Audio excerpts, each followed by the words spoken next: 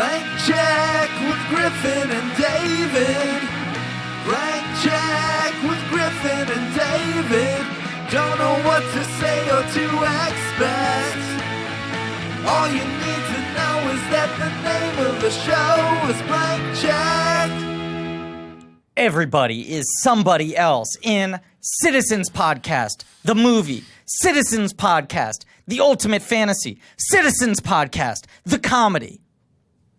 You're reading from the poster? Not only is that the tagline, I'm going to present this to you. That is the entire poster. Just the poster those has words. No graphics. No. It is just that, and then the credit block at the bottom. What's the Last Embrace poster? Oh, well, hold on. I have it queued up. Give me 1 second, please. I'm a professional. Here we go. It begins with an ancient warning. This is good. This is good stuff. All right, here we go. It ends at the edge of Niagara Falls. Yeah. In between, there are 5 murders. It'd be funny if they were like, in between, Excuse not me. much. Sorry. I'm mid-tagline here. Solve the mystery or die podcasting. And then look at this fucking image.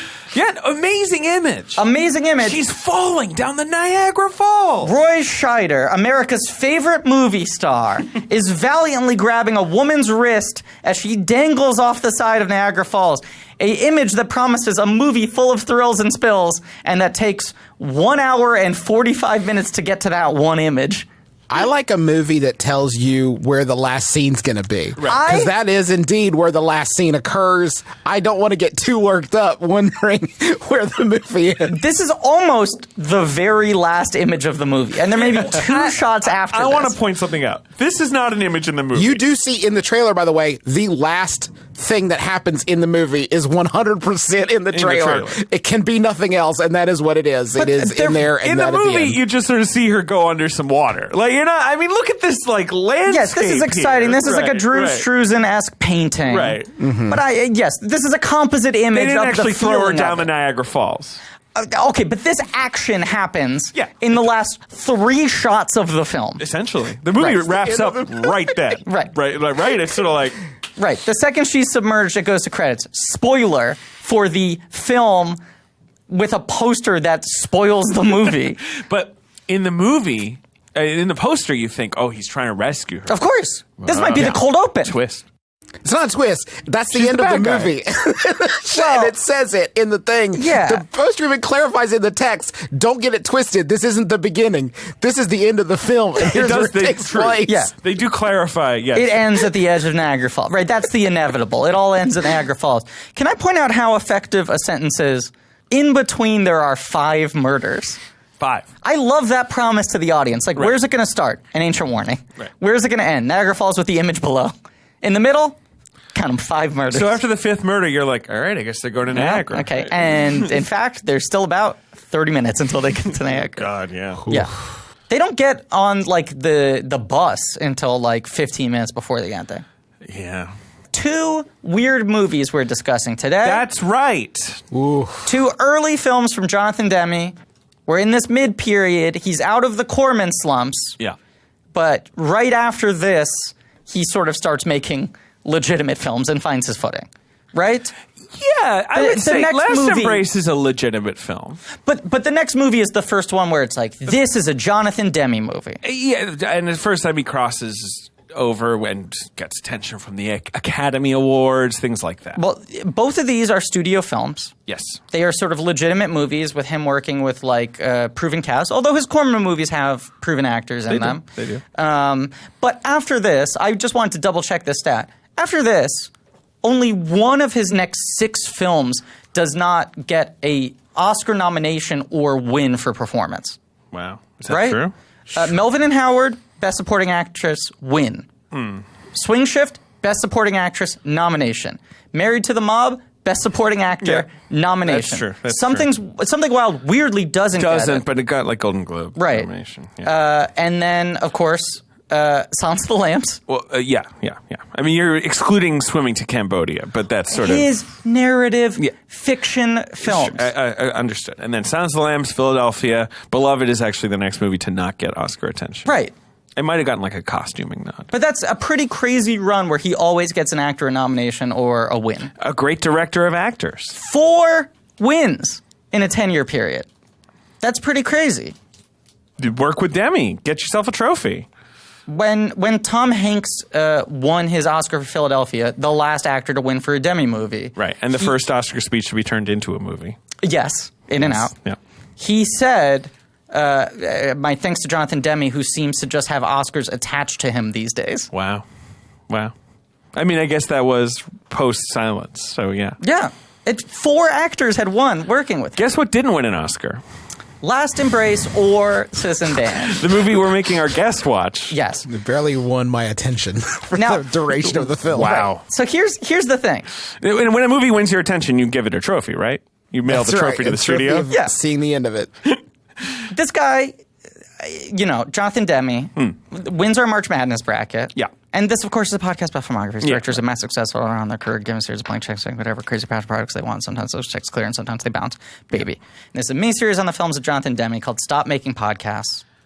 That's right. That's what the fans decided this should be called. Or that's just what the fans asked us to do, but Sure. we interpret it as a miniseries suggestion. We're going to interpret it as a miniseries title and not a suggestion. Right. This guy wins, and we immediately go, okay, how do we do this? Because he's got 5 films before his first film that anyone really cares about. Right. And so we did the 3 Kormans, Yeah. and then the 2 non-Korman studio films where he hasn't really found his footing yet. Sure. And we were like, how do we make this a listenable episode?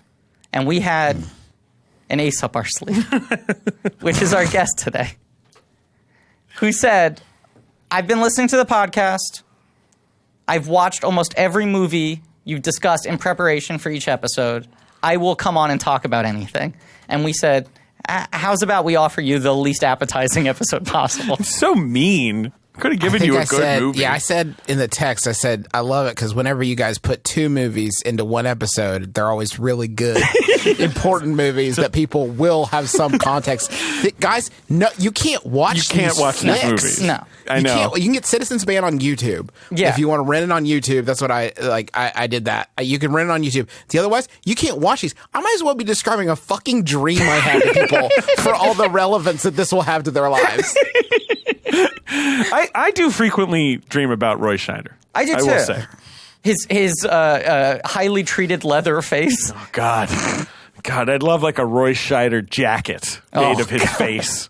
You know what I mean? Just stretch it out. I'd love like a Roy Scheider like Necronomicon, like a Right, like his a, little eyes peeking out at you. Roy Scheider's face bound in Roy Scheider's flesh. What a wild movie star he is. We're gonna spend most of this episode talking about how weird Roy Scheider is as a movie star. But our guest, of course, today, Go on. Justin McElroy. Yeah.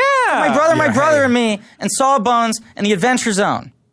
Hey, how's it going? #1 New York Times best-selling author. Yeah. Twice over. It's the second time Thank I've you. dropped the mouth organ, Ben. David dropped a mouth organ. Justin, A what? Ben has started Ben bringing has a props mouth organ. into the studio. He wants to become some sort of morning disc jockey, much like your father, Yeah. Yeah. the great Clint McElroy. But Ben now has a little bell and a mouth organ and a tape recorder. So the This is like spoilers. Yeah, the Yeah. tape recorder's funny because then you could do the bit where you're like, note to self, I should keep this in the episode.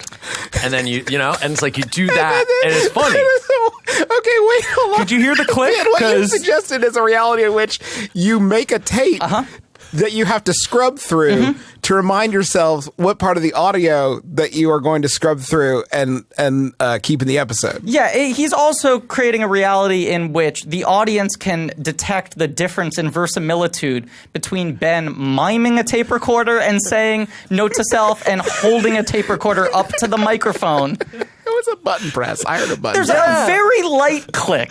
Yeah, but it's Unmistakable. It's about the theater of the mind. It's about the Griffin. theater of the mind. There's a difference in Ben's performance. He's working with something tangible. When y'all, I thought I'll Do Anything was the maddest I would get at you guys for making me watch a movie. Did you watch- Isn't that funny? Just a few short days ago, I thought that was the maddest I would be at you. Okay, so that's what you're up to now? You're in the Brooks? I'm actually halfway through, as good as it gets, the episode with Chris Gethard. Yes, so I'm great like, episode. that's where I am in. That's where I'm at. So you've watched I'll Do Anything, but you have not watched the musical cut of I'll Do Anything. Yeah, go ahead and slide that in my Gmail, I will. fellas, if you don't mind. I will happily, because that for me is bottom 3 worst things we've ever discussed on the show. You should not send him that thing. I will send him that. That thing I'm is like dying to see toxic it. material. You should like go to jail for transporting it through email. I should the warn musical you. cut of I'll Do Anything. I should warn you that like the musical cut of I'll Do Anything is like the internet cloud version of the Ring tape. Yeah, exactly. Yeah, it's that's like the fine. fucking Ark of the Covenant. Right. It's one of those things where you watch I'll Do Anything and you're like, yeah, this is so horrible. There's no way the musical version was worse. At least it must have been interesting. It You has watch to the make musical sense. version, you're like, oh, it's a lot worse. Like- wow. They kind of rescued this one. And also an hour longer. yeah. And it's not just an hour of musical numbers, it's an hour of like Bullshit. other bullshit. Fucking bullshit. Yeah. What a weird film. Anyway, today we're talking about 2 normal movies that everyone's loved and everyone will have watched in preparation for this episode. so honored just to put a thumbprint on these cultural milestones. Gotta talk about the movies. So Demme has done 3 Kormans, That's correct. and they all did all right. And like Korman always says, if you do well enough under me, you get to make real movies. Exactly. So here's him coming up with 2 films that feel like proven sort of models. One is Citizens Band is kind of working off the American Graffiti archetype. 100%. The small town Ensemble comedy cast. melodrama ensemble cast. It has Paula Matt and Candy Right. Clark, who are both in American Graffiti. Right. Slice of life. There's almost a bit of Altman. Comedy. There's almost Yeah. something sort of Nashville adjacent, which I guess these are the same year. Is Nashville? No, isn't Nashville 76? I thought it was 75. This is 75. 77. Okay. So this is 2 years later. Right, but he's picking 2 American actors. Graffiti, I believe, is 74. Yes. He's picking 2 actors from American Graffiti several years after American Graffiti and going, this is going to be a surefire hit. They're back in Cars again. Yeah, they're in Cars. It's written by Paul Brickman. Who later goes on to write and direct Risky Business and then Disappear. Yeah, he really did disappear. Whew. Yeah. Yeah. He made Men Don't Leave. Oh, of course. Well, Men Don't Leave. But apart from that, yeah. So I think, also there's the movie Convoy. We have to talk about the movie Convoy. Justin, have you seen the film Convoy? No. That comes out the next year. Have you heard the song Convoy? Yes. Convoy. Convoy. Yeah. So at 75, that song comes out, and it's like taps into this whole like CB radio craze. Right. Which is, when you watch this movie, it's fucking Twitter and all that stuff. Well, that's it's a what little social network. That's what I think is interesting about this movie. I Is that agree. the movie's kind of about the internet. And then Convoy is a movie that comes out next year. It comes out in 78. It's a Peck and Paw movie. It stars Chris Christopherson. But it's and it, based off the song. Like it's based off the explicitly fucking like song. you love the song. Get ready for an hour and 40 minutes of live action footage. But in Convoy, like, things are happening. It's more of an adventure movie. The trucks are driving somewhere. In CB, it's Citizens Band. It's like everyone's stuck in their same town and is kind of like bored, right? It's kind of just about people who are bored, right? But it is a movie about. But again, I think that leans into that like.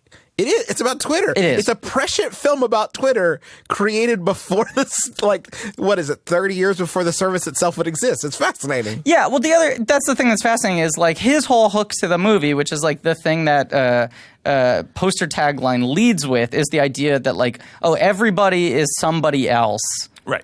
On Citizens Band Radio, which is like, yes, incredibly prescient for the internet. Right. Which is like, he's tapping this idea of like, oh, is there something in the human spirit that would love to pretend to be someone else, to create a false identity, Right. to be able to like speak with impunity and anonymity. It's like a little... And connect with others. You know, it's like sort of like in the 90s, I guess like the sort of Lonely Hearts thing, right? Sure. Like, singles and... people sending sort of personal ads to each other. Like, it's a very primitive version of that. But then now it feels like a primitive version of a social network. Yeah, and this movie has like a chat room. This right? movie has like a little boy troll pretending to be an adult. Right. It has like essentially pornography being distributed over the CB radio. Sure. Right, Like, kind of like smut. Right. Yeah, the lead character is a social justice warrior.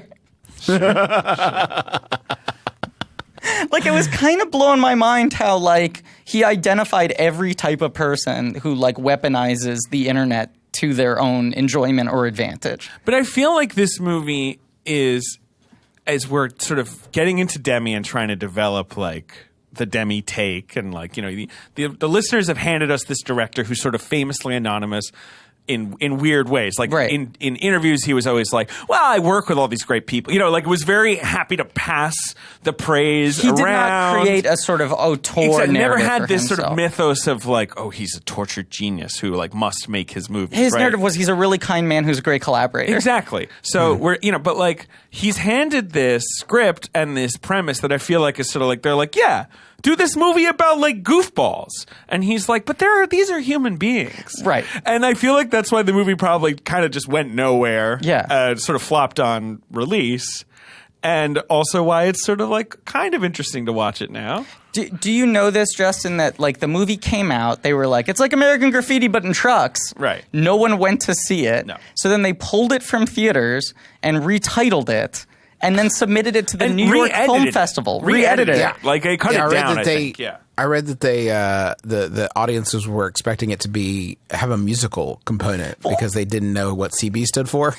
So they thought Citizens Band would have some sort of musical element Hey, to we're it. the Citizens Band. I will admit, Straight out of Missouri. I did not know what CB stood for until I started watching the movie. And Oh, went, really? Oh, there's not going to be a band in this. Oh, you never heard of, like, you know, like Breaker, you know, like that kind of. I know what a right. CB radio is. I didn't know what it stood for. Right. So when I heard the title Citizens Band, I was like, what's this going to be, some Can't Stop the Music type movie? Right. This is going to be a bunch of scrappy people from a small town creating a citizens band? Right.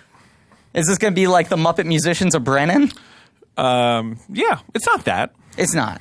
Bill Conti did the music. Weird. So the Rocky guy. So Justin, Yeah. when we asked you what episode you want to be on, and you said, I don't care, I'll watch anything. So it has to be the Citizens Band Last Embrace combo. You were That like, or nothing. You're going to combine That those I two, want. right? Right. You better. Yeah. Right. Because there's a thematic tie between... Yeah, the thematic tie is they were made next to each other. Right. Well, you said, like, either I want to be the guest on the combined Citizens Band Last Embraced episode, or I need to ask to be a guest on 2 consecutive episodes. Right. Because I have to share my thoughts on these flicks with the world. You have to weigh in on both. Right. But These movies that I and many other people, real people, have seen Yeah, and remember. Seen and love. watch all the time. Right. Well, this WGN, like their equivalent of a TBS playing or TNT playing Christmas Story 24 hours straight is they play Citizens Band 24 hours straight every Labor Day. It reminds me the way that they have worked in CB into this film in every possible angle. Mm-hmm. It feels like an adaptation of a thing. Like, it feels like, you know how, like, the Garbage Pail Kids movie, they like, Right. how do we turn this into a movie? Yeah. This feels like the adaptation of the concept of CB radio. Like, how do we turn this inanimate object, this idea, into a film that is just like an adaptation of an idea? Of- Like, of that's what thing. it feels like to me. It's like you made VHS the movie. Well, I guess Right. someone actually did make that. It's like you made Fisher Price cassette recorder the movie. Right, which is an act of pre-production at Paramount. But no, there is like This right. is a Paramount picture film. I own her. Much like the Garbage Pail Kids movie, one of my favorite films. You do love that movie. I love it. It's one of the few bad movies that I like. Like, I'm very adamant about, like, if I like a movie, I don't think it's bad. And I don't like watching bad movies on purpose. And Right, you're not someone who's like, oh, it's a bad movie, but I love it. I don't You're have right. guilty pleasures, Sure, right. except for, like, You just have pleasures. There are like 3 movies that I think are terrible that I can't stop watching. Okay. Garbage Pail Kids movie. Obviously, Old Dogs. Yeah. Sure. And I'm trying to think of what the third one is. It might be You said just 3. those 2. I know. I'm trying to think of what the third one is. Citizens Band? Yes, Citizens Band, which No, I watched Citizens for the Band 40th. isn't even bad. This I- movie oh. is not bad. But the thing It's a little... It's just kind of meandering. You're just kind of like, okay. It's weird in that I don't know how much, like, plot by plot you guys are going to do on this. 'cause it's kind This of one? like- What plot could we a fucking... ton. Yeah, right, it's a sorry. It's a Canterbury Tales. yeah. Except the C and the B are capitalized. Yeah. When it worked, there's just these overall watching it. I'm like, I don't know why I'm watching that. Sure. Like, I don't know why this is a movie. I don't know Why I ever listened to this podcast. Well, yeah, what did I do? What did I do with friends my with these life? Why did I people. agree to do this? I have to watch this entire thing. Yeah. every once in a while, a scene really works, and it's weird. It's like out of nowhere, it just kind of like hits all its marks, and it's very strange because I think so much of it feels so. I don't know if listless is the word, It but feels when a little characters listless. when characters take action in this film, it really comes out of nowhere. Yeah. Like it looks like they're like, I'm gonna the scene where. Again, not to get too specific, but the scene where Spider decides that he's going to clean up the airwaves, basically, Right. is like, oh, this is the movie you guys wanted to. This is the movie. We're a third of the way into it, but like, this is the movie you wanted to Yeah. make. I get it now, and that action comes from nowhere. It's like I have no idea why that moment of all others. Connects. And then like 2/3 of the way into it, they kind of drop that. Like, Yeah. Yes. Like when it gets to that moment, you're like, I guess this is the hook of the movie. Right. But you imagine that maybe that's what they hired Demme to do. They were like, it's a movie about one man taking the CB into his own hands. Right. And then it sort of isn't. No. But it's a little of that. this is what I was sort of trying to tee up. When we were asking you what you want to be on, you said, I haven't really seen any Demme movies. I'll do anything that you guys pick. Right. And I think you said Silence of the Lambs was the only one you had seen, maybe? Long time ago, Yeah. And I guess I've seen Manchurian Candidate too. I didn't realize that was Great one movie. of his One I haven't seen. pictures. Long time ago. Well, and those are two outliers because, like, he's got, like, 3 thrillers in his entire filmography, Right, and they're right. Last Embrace, Manchurian Candidate, and Silence of the Lambs. And one of them is, like, a stone-cold classic, canonical American, like, work. Well, he's maybe the most famous and important thriller of all time. Right. Along with, like, Psycho. Right, and one of the most dominant Oscar movies of all time and one of the weirdest Oscar movies of all time to be that dominant. And then the rest of his career is, like, predominantly better versions of Citizens Band.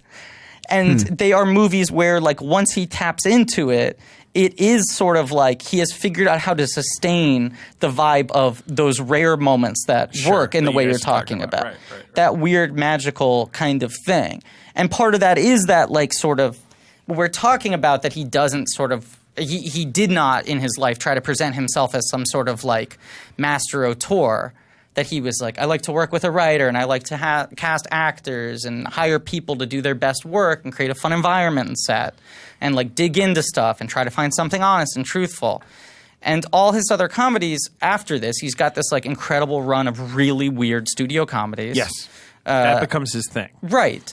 That are able to sort of sustain this energy for an entire runtime, but also have sort of like a clear, simple plot on its face. This is, I mean, the beginning of this movie is close to unintelligible. Yes. When, like, the Yes. truck is turned over. I think watched they- it 2 times. I think they probably just, I mean, obviously we're watching these fairly grainy transfers. I feel like, you know, maybe it looks better on, but, like, they probably just didn't have the money. Like, you just don't really know what the fuck is going on. It's also at night. It's at night. A truck is, I don't know. And, like, The sound is really rough. Really. Sometimes Really it's even hard to to dramatize. figure out who's talking. Yeah, A lot of that's scenes. the thing. It's really hard to dramatize people talking on the radio. You're also being introduced to all the characters at night in cars that are not illuminated. Yeah, and they all have freaking aliases and real names. I can't keep track of any of it. But I will say it took me an hour to clearly identify which characters were the characters who were in the beginning of the movie. Yeah. Because you're like, that one guy looks kind of like Paul Lamont, but with glasses. Yes. Wizard? And Is that his name? Yeah, no, Warlock. Warlock. And that guy, Warlock, yeah. fun fact about that guy. Do you want to know? Please, I can't wait for this fact. All right, he's played by an actor called Will Seltzer, who never amounted to anything. He was in the. Damn. I mean, no offense. No offense to Some him. gold shit, He was David. in, like, More American Graffiti. He was. I didn't know you were Will Seltzer's disappointed uncle. I know. I feel mean. He's a disgrace to the Seltzer family name. The Here's first family to here's ever the thing carbonate about him. water. If you're this fucking guy, you He's would living never, off the Seltzer billions. They make a commission off of every can of La Croix I'm about to to this blow day. your minds. Okay, give me a George mind Lucas said this guy was the runner-up for Luke Skywalker. blow. Wow. He was the second best screen test that George Lucas saw. Will Seltzer. Will Seltzer, who, like his IMDb page says, here's a sentence from his IMDb page. He also appeared in an episode of Barney Miller in 1977 and again in 1982. Like, that amounts to a sentence on his 5-sentence Wikipedia page. And that guy was almost Luke Skywalker. The same year that Star Wars came out and changed the world. I bet he's never had that thought. No, he's probably just chilling. He's never thought that if I had got Luke Skywalker, my career would have been drastically different. No, because Justin, if he had gotten the part in Star Wars, he wouldn't have been able to do that Barney Miller in 77. Or the other one. Right. Or 82. He wouldn't have He had... might have been in pre-production on Return of the Jedi. Couldn't have done it. He wouldn't have had the joy of waiting 5 years for his agent to call and saying, Miller's bringing you back. They've made you a recurring. Anyway, instead he got to play like the horny, virgin in Citizens Band who gets like taunted by Candy Clark's character. A character who feels like the shooter in Nashville. Like, I was like, are they setting up this guy to massacre go on a everyone? rampage? Right. But I think that's probably the kind of craft thing that you pick up when you make a bunch of movies. Eventually, you're talking about this same basic idea and him improving over time. Yeah. The idea that you would need to take 10 seconds to just frame a character and who a character is. Yes. To like, if you're gonna dump 10 characters on us, like just a beat to establish who each one is as a person is great. Yeah, I mean, that's the thing that is fun about doing this podcast and starting with people's first movies is like you get to chronologically watch people like Figure shit out. like acquire the basic building blocks of making a coherent movie. Right. And usually the early ones have like sprinkles of their best qualities but lack the basic craft to make a like pretty entertaining thing. It doesn't help that Paul Le Mat, at least, especially earlier on, has a real down-tempo energy that doesn't feel like the propulsive sort of force behind a film. He seems to just sort of be present for the filming. This Ding one. dong. Oh, okay. Ding dong. All right. Who's at the door? Well, it sounded a little excited, David. Come on. Do I ever? Okay. Craig. Oh, bother. Winnie the Pooh? You don't recognize my voice? And now you just sound like Orson Bean or something. You just sound like an old Great man. actor. I appreciate the comparison. Silly old bear. Okay, what's up, Winnie? Oh, I'm just a little light in the pocket, if you know what I'm I saying. don't think you have pants. Well, you it was just a have a shirt? figure of speech. I guess you got that little. Do you keep your money in a little front pocket? No, on your I shirt? duct tape it to my back like Bruce Willis with the machine gun in Die Hard. Fair enough. Do you like that movie? My fourth favorite movie. Anyway, let me just get out with it. I'm a silly old bear. And I keep on spending too much money on Amazon. And it's getting to be holiday season. It's time to buy friends for your presents. It's time to buy presents for your friends. I don't know how to look out for good deals, and you know what I always want to give my friends for Christmas. Is it honey? Honey. Well, Honey is a free browser extension that automatically finds the best promo codes wherever you shop online. Holy Don't swear. I'm sorry. You can always get the best deals without ever, having to worry about searching around for browser. Oh, and I worry so codes much. and things like that. I went searching for browser codes, and I got lost in the woods. That's right. It's kind of my thing. I take things too literally. I get all confused. It works with over 20,000 sites such as Amazon, eBay, J.Crew, Sephora, Expedia, Target, Best Buy, all the big shopping websites. It's really, really easy to use. You just put it on your browser. It just sits there. You don't even have to think about it. And then anytime you're shopping, anytime you're at the checkout screen, it searches for codes. I use it on Amazon every single day. Thinking's not my specialty. Well, you're a kind of a weird ad read partner then. I guess so. I mean, could have waited until I left to say that. All right. Well, Honey has found over 10 million members, $1 billion plus in savings. Whoa. It supports 20,000 stores. It has 100,000 5-star reviews on the Google Chrome store. If you're buying gifts this holiday season, then you need Honey. If you're not, you probably know someone who is. So do them a solid and tell them about Honey. Honey can help make sure that you're getting the best price for whatever you're buying. It's free to use and installs in just 2 clicks. So you can get Honey for free at joinhoney.com/check. So you can save money and then buy more honey. Yeah, it's joinhoney.com/check. It's very easy. You're my best friend, David. Wow.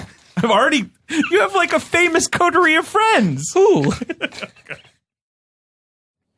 So we got to talk about Paul Le Mat there are two what a weird movie star discussions we need to do in this episode. Paul Le Mat's the first one. Sure.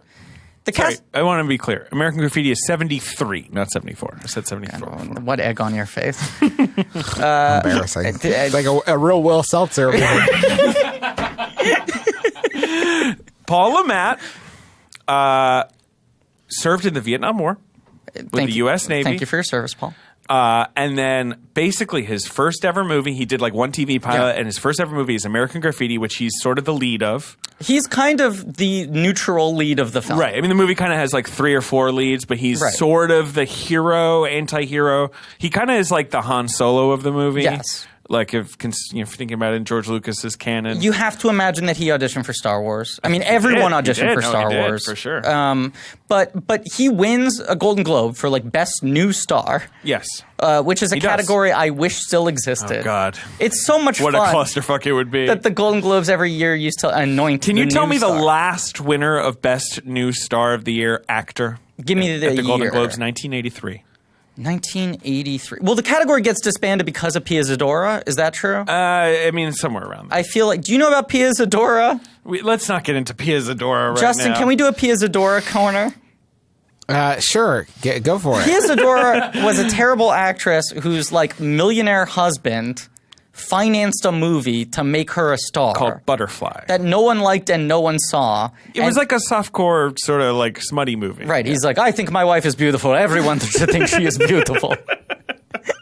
It was like one of those things. Yes, and she won New Star of the Year at the Golden Globes. In 1983? In 82. Okay. You know, but like it's close to the end of the they do one more year and then that's it. But they disbanded because it was like a big controversy where they were like, this award means nothing now. Right. He like bought the award. Because he bought the award for a movie that no one had even heard of. But the next year, someone won their final acting award in 1983, Best New Star of the Year. Now, was this a good pick? Did this person go on? Yeah. Yeah, good pick. Also just kind of an obvious one. No, although he did win in 1977. Right, for Stay Hungry, right? Okay. Kind of an obvious one. Yeah, big movie that year. Big movie. Won Best Picture. It won Best Picture. He was the star. In 1983. Well, now I'm trying to think. Rain Man is what? 88. Okay. It's the movie that beat E.T. Big biopic. Oh, it's Ben Kingsley? Correct. Ben Kingsley. New star! There's a hot new star around town. Did he also win Best Actor? Probably. Let's find out. I think that was the other reason is that like the new star would often go to someone who also won the competitive actor or actress category. If you want to debate the merits of Googling Ben Kingsley versus talking about Citizens Band, at least people can Google Ben Kingsley at home. That is the one advantage that they have, is that they too can Google Ben Kingsley and play along with the fun. And they will find voluminous results. He did. Right, exactly. They will be able to entertain themselves for days. He did indeed win Best Actor, and confusingly, Gandhi also won Best Foreign Film. What? Okay. Yeah. And then United Kingdom / India. Wow. Which meant E.T. got to win Best Picture. Like, they got to sort of spread the wealth. Weird. Whereas the Oscars ended up picking Gandhi over E.T., which is one of their, like, you know, classic 80s, like, whoa, we like this old-fashioned movie, not this new kid. Well, the point is, Le Mat is sort of seen as, much like the entire cast of American Graffiti, oh, this is going to be the next wave. Right? Right. And the number of stars who come out of American Graffiti and spin in different directions, where you get like Harrison Ford becomes the biggest guy in the world. Right. Ron Howard, Charles Martin Smith continue to have acting careers, but very quickly transition to being incredibly successful directors. Then you have Richard Dreyfuss, goes on to have this like triumphant run. Of course. For like 7 years that ends in him winning an Oscar. Wolfman Jack becomes the greatest DJ of all time. But then you even have like Suzanne Summers. Yeah, Candy Clark. Gets her Oscar nomination for this. Mackenzie Phillips, like people going on to sitcoms and things like that. And Le Mat is kind of the one guy in the top 10 of American Graffiti who like doesn't have the big career. But he does have somewhat of a career at this point. He's going to be in Melvin and Howard, that's the big Demme thing movie. that Demme sort of like claims him and gives him his best post-American Graffiti part. But if you look at him now, he is now a guy who does weird YouTube videos. Yeah, he hasn't done a movie essentially for 15 years. I stumbled onto the YouTube videos just Googling for him. He has got a beard of such volume that I just assumed every video was a manifesto. Oh my God. Of some sort. It's a powerful. Oh my statement God! of a It's beard. so large. It is a Randy Quaid adjacent look. Is he talking about like Randy Quaid thing? Like, is it conspiratorial? No, he's just plugging his books. Yeah, that's what's weird he about writes it. a lot of books. Right, he's just- It just seems very normal. He's doing the sort of grandpa YouTube angle where the camera's kind of like Right. pointing. He has a poster of Memoirs of a Geisha in his room. Yeah. All right, he's sort of He's got one of Titanic too. He's missing. He wasn't He in does. either You're of right. those. He's missing a bunch of teeth. missing a bunch of teeth. He's got. This is brutal. He's got like a beard that's longer than my entire body, yeah.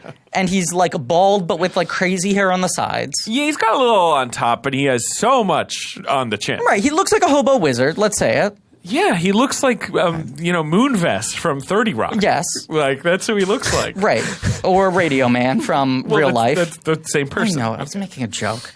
God, Justin, he doesn't get it. That's what I'm picking up on. I gotta just get in the brother game. Is that the answer? Do brothers get That's the jokes? secret. Just record with your family. Brothers get jokes. The point is, it's weird that, yes, when you look at the thumbnails and the amount of videos he has, you assume that they're all manifestos or they're all like QAnon shit. Right, you would assume this is a guy who's about to tell you why he's like drinking, poison to go on a comet or whatever. Or like right? telling Yeah. like Right. dark stories about other people in Hollywood. And Right, instead, where he's like, look at this guy. instead they're all kind of This nice, is good content, David. amateurish grandpa Give him videos. a podcast. He should have a podcast. Okay, Well, these people can watch these videos. take it to the Lamette. He has a James Dean standee, like a cardboard standee. Hey, he loves the movies. He What's does. the other poster? It just seems like it's like a glamour shot of like Marilyn Monroe. Why is it not okay for poor? No, he can have him. I'm just intrigued. No, David. Listen, Will's dead. You can't kick Will Seltzer anymore. But let's move on to Paul Lamette. Why is it not okay for this man to have this man who was in the film industry to have posters of movies that he enjoyed? Like, Well, to be clear, He loves he the work. has, he has two posters up. Titanic, great movie. Memoirs of a Geisha, bit of a curveball, but okay. Then he has the James Dean cardboard standee that's just kind of leaning against the wall, and a framed picture of Marilyn Monroe. He loves the Looks movies. like he's got like an HP laptop that's just open. Like he's talking to a separate laptop. David, what is the Mount Oh, Rushmore? he's got an Elvis Presley pillow. What is the Mount Rushmore of film? Titanic, Geisha, James Dean, James Monroe. Dean movies, Right. If you were to carve HP into laptops. a rock side the Mount Rushmore of films, it would be the ship, the Titanic, Right. Marilyn Monroe's dress blowing up, just the Geishas. sort of right, A geisha with Right. like an umbrella carved out of the rock. right. I mean, the third face is 5 geishas, full body. And then maybe like a sad LA apartment. Yeah, with like blinds, those sort of like, anyway, like that I don't his want to mock him. videos I'm are literally nice. just fascinated. Well, I can't hear what he's saying, so that's an issue. But it was like a relief. I mean, Justin, you felt the same way where you were Right. like, he's going to say some really upsetting shit. Right. 100%. I didn't even have to click on it to know that. I knew for sure. But then He has a film. According to IMDb, his last film was in 2009, Yes. and it was a movie called Chrome Angels, which is weird for in the context of Citizens. Sort Band. of It's a strange thing. a sister, perhaps. there's a character named Chrome Angel in this film. Hey. Yeah, it's very strange. And he has one film called Eli Elder in pre-production. Can we please move the pre along on this flick? Because I've seen the beard, and that's going to be a powerful performance. Let's get this going. You are asking that we add Eli Elder to the blank check He's pictures playing slate, Eli in this. that we acquire the rights to the film.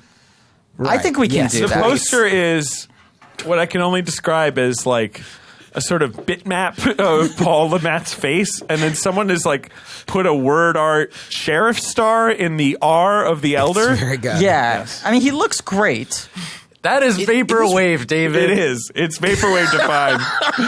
It was really hard to watch. The first movie that goes straight to free cell. I kept watching, checking IMDb when we were watching this movie, and it is infuriating because people are only identified in the credits Yes. by their CB handle. Correct.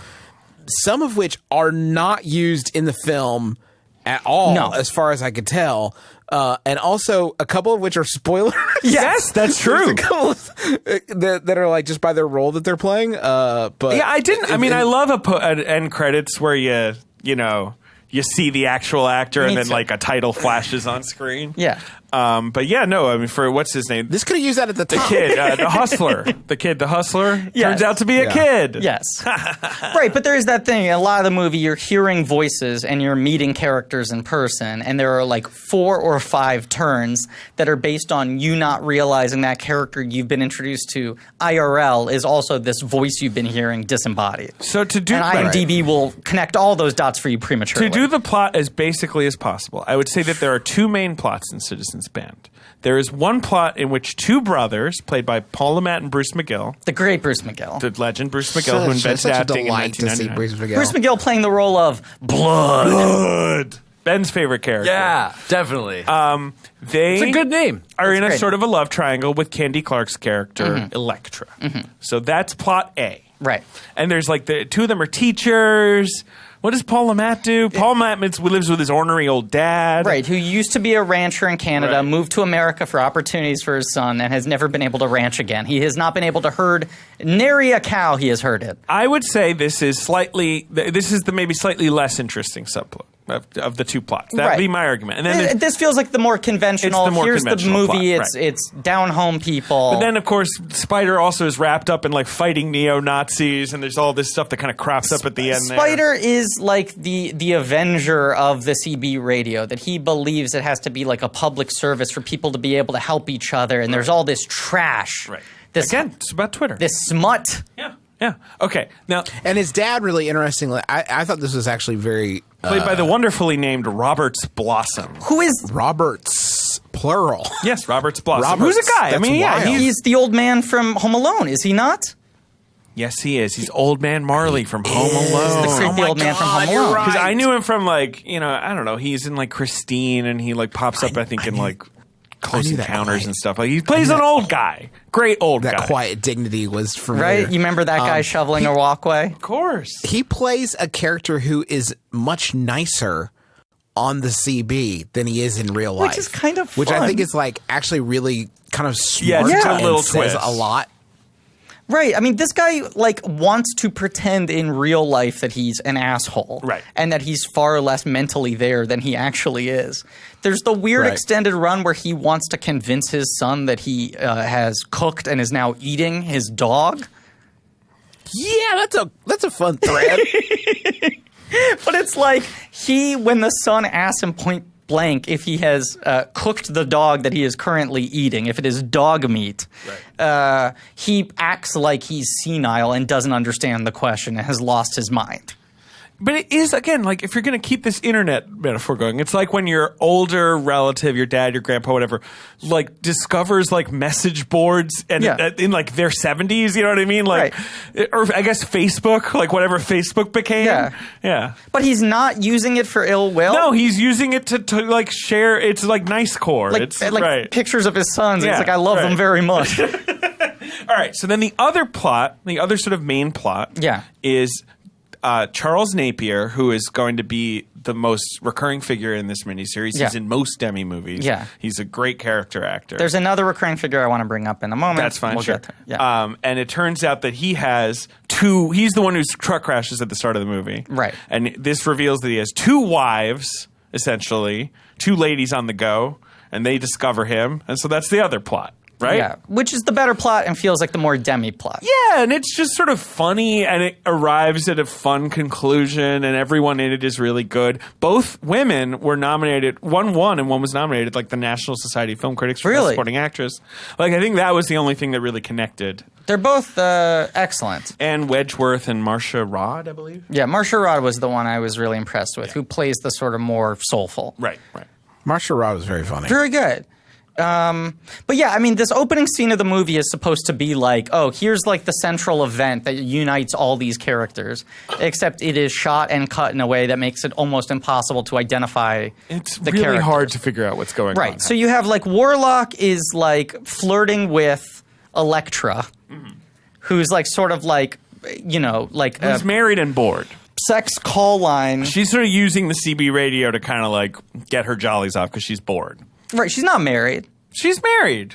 Not married. No, she's not. She's No, not because married. she's the one in the relationship with In the the two relationship. brothers. No. That's Candy Clark. Isn't that Electra? Yeah, Electra. Right. She's not in the. Sorry, in the relationship with the two brothers. I'm sorry. I got confused you. between the two brothers and the two wives. Right. Yeah, not married, but Right, like. they're three yeah, love you know. triangles. Yeah. She's in a crappy relationship with one brother after ending a relationship Yes. for several years with another brother, and she is a school teacher. Right. She is pretending to be a sort of phone sex hotline woman, operating only over the CB, which Warlock, as a lonely man, is like, hitting her up constantly on that old hand radio. But meanwhile, Napier gets turned over, and Paul Lamont, as like the SJW of the CB, is going to try to rescue him along with his friend, the world's largest man. Right. A guy where I cannot comprehend how big he is, even just down to He's like a lump of granite. his head and his hands look massive. Yeah. Yes. Yeah. Who's the other one you wanted to talk about? The other one I want to talk about is Gary Goetzman, Okay. who has small roles in both of these films. He is the tour guide at Niagara Falls in Last Embrace, and I forget who he is in Citizens Band, but he is in both of these films, and he ends up having a small part in like every one of Demme's films through Philadelphia. Right. I was like, I knew I recognized this guy's producer, name. right? Yeah. At which point, he teams up with freshly Oscar-anointed Tom Hanks Right. and becomes Tom Right. Hanks' producing partner Right. for the rest of his career. Right. Wild. He is like Tom Hanks' right-hand man. But before that, he's a character actor who Demme uses a lot. And that ends with Philadelphia, in which he's playing the same character that he played in Silence of the Lambs. Right. And now he has produced like every Tom Hanks movie, but also Mamma Mia and My Big Fat Greek Wedding. Right. And You think he's got any money? I think he's got a little bit of change. Oh, interesting. $2. He's got the $2 deal on every picture. He also apparently like was a music producer who worked with like Smokey Robinson and the Staple Singers and shit. So he's Okay, well, retired bet. But there are a lot of interesting people like that. Scott Rudin is the casting director on Last Embrace, who is now the most dominant producer in Hollywood. 100%. And on Broadway. Yeah. A lot of people start out sort of in the Demme circuit. The other interesting thing, which we forgot to mention in the Korman episodes, is that these movies are shot by Tak Fujimoto. They are not both shot. Oh, by. Citizens Last Band Embrace, is. Jordan Cronenwith, who's another famous Okay. cinematographer, shot Citizens Band. But he... Tak Fujimoto, who becomes Demme's Yes. main guy, shot Last Embrace. I believe it's their first collaboration. but also was the cinematographer on Caged Heat. Yes. If not the other two. I mean, he was working with them from the very beginning, which is one of these interesting things to see where you're like, this is a movie that's kind of a mess but has interesting aspects and like is sort of low rent looking but has like interesting shots. And then 10 years later, these two guys are going to do Silence of the Lambs together. Yep. And Tak Fujimoto shot Pulp Fiction. Yes. Yep. And this cat was the DP on Blade Runner. Yeah. Dude is... Jordan Cronenwith was. Yes. Yeah. Both His incredible. son is Jeff Cronenwith, who works with Fincher now, and another famous. I want to. We're almost done with Citizens Band, unless you guys have things to say. But I want to read. Although one scene I wanted to highlight. There's one scene towards the end. There's a sort of like weird half-hearted struggle about Spider leaving. He refers to it as the farm, but his dad he says he lives in a junkyard. Right. So like, I don't know. It's leaving his dad basically. And his dad's like actively resents that he's not living on a farm because he feels like Yes. that's what he gave up by moving to America. And his son just keeps on like an asshole calling it the farm. Right. And there's a scene where he has decided to throw a birthday party for his dad, who hates his guts.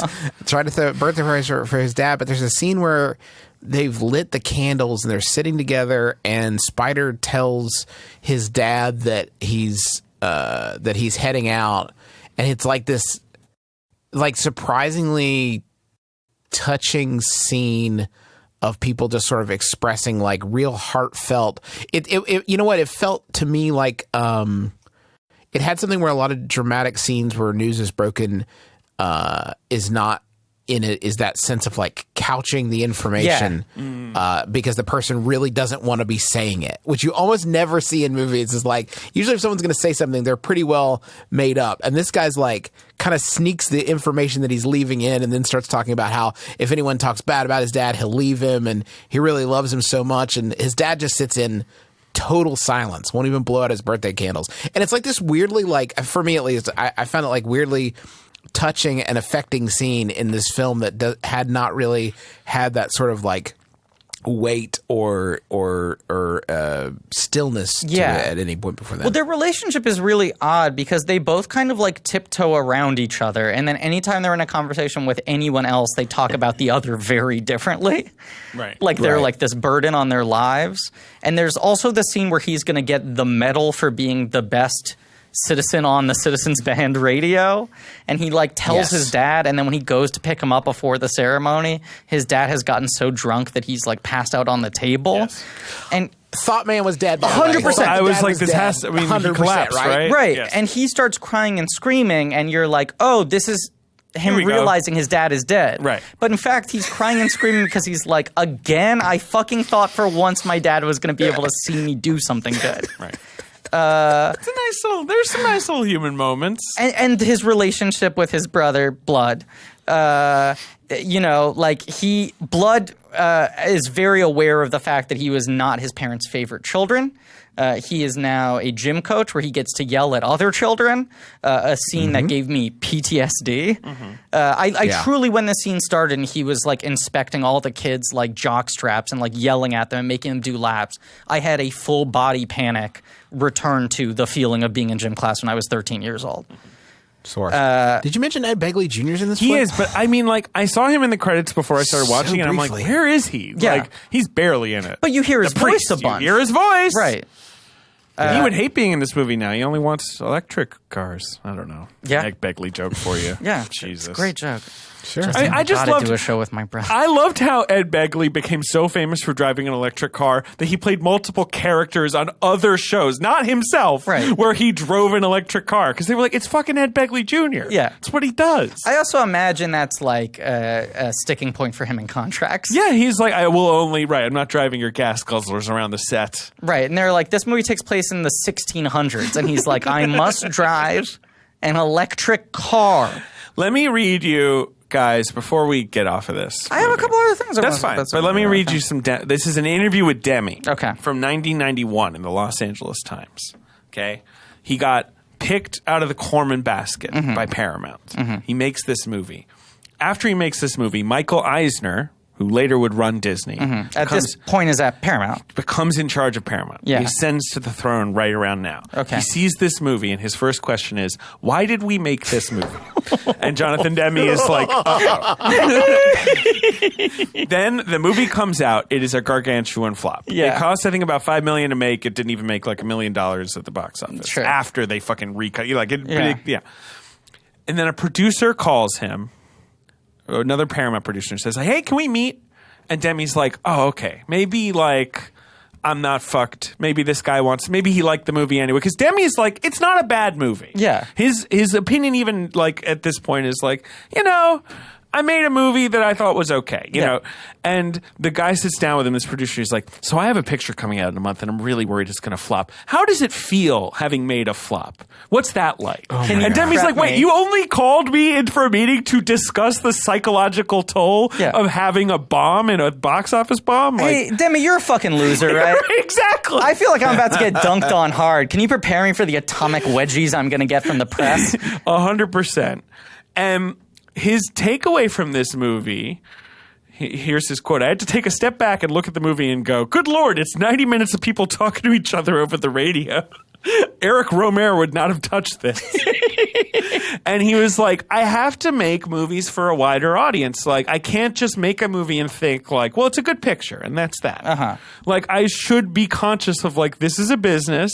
Movies are supposed to be entertaining and broadly appealing. Right. And that's something I need to like not forget as I get into the studio Well, that's system. the Korman thing, where even if those movies are messy, there is on its face a very clean one-sentence hook of what you 100%, can pretend the movie is about. And And when he goes into his comedy phase after this, you can go like, Married to the Mob, it's in the title. Right, You know? 100%. Something Wild, a crazy lady. Like, Something Wild's like the original Manic Pixie Dream Girl movie. Right. Like all these movies that have like a very clean premise, and then he can put all sorts of weird sort of character and craft into it. And I think after he makes this movie, he's like, shit, I might not get to make another movie. Like, this is such a bomb that I'm a nobody. Like, this Right. could be it. Right. And he says it was hard to find out. I think that's why he made Last Embrace, because he was just like, any script anyone wants me to make, I'm there. And you're like, this is a thriller. Maybe this is an easier genre to Exactly, sell, right. and I have a real movie star. Anyway. I just want to talk a little bit more about the Napier Chrome Angel. Love Napier.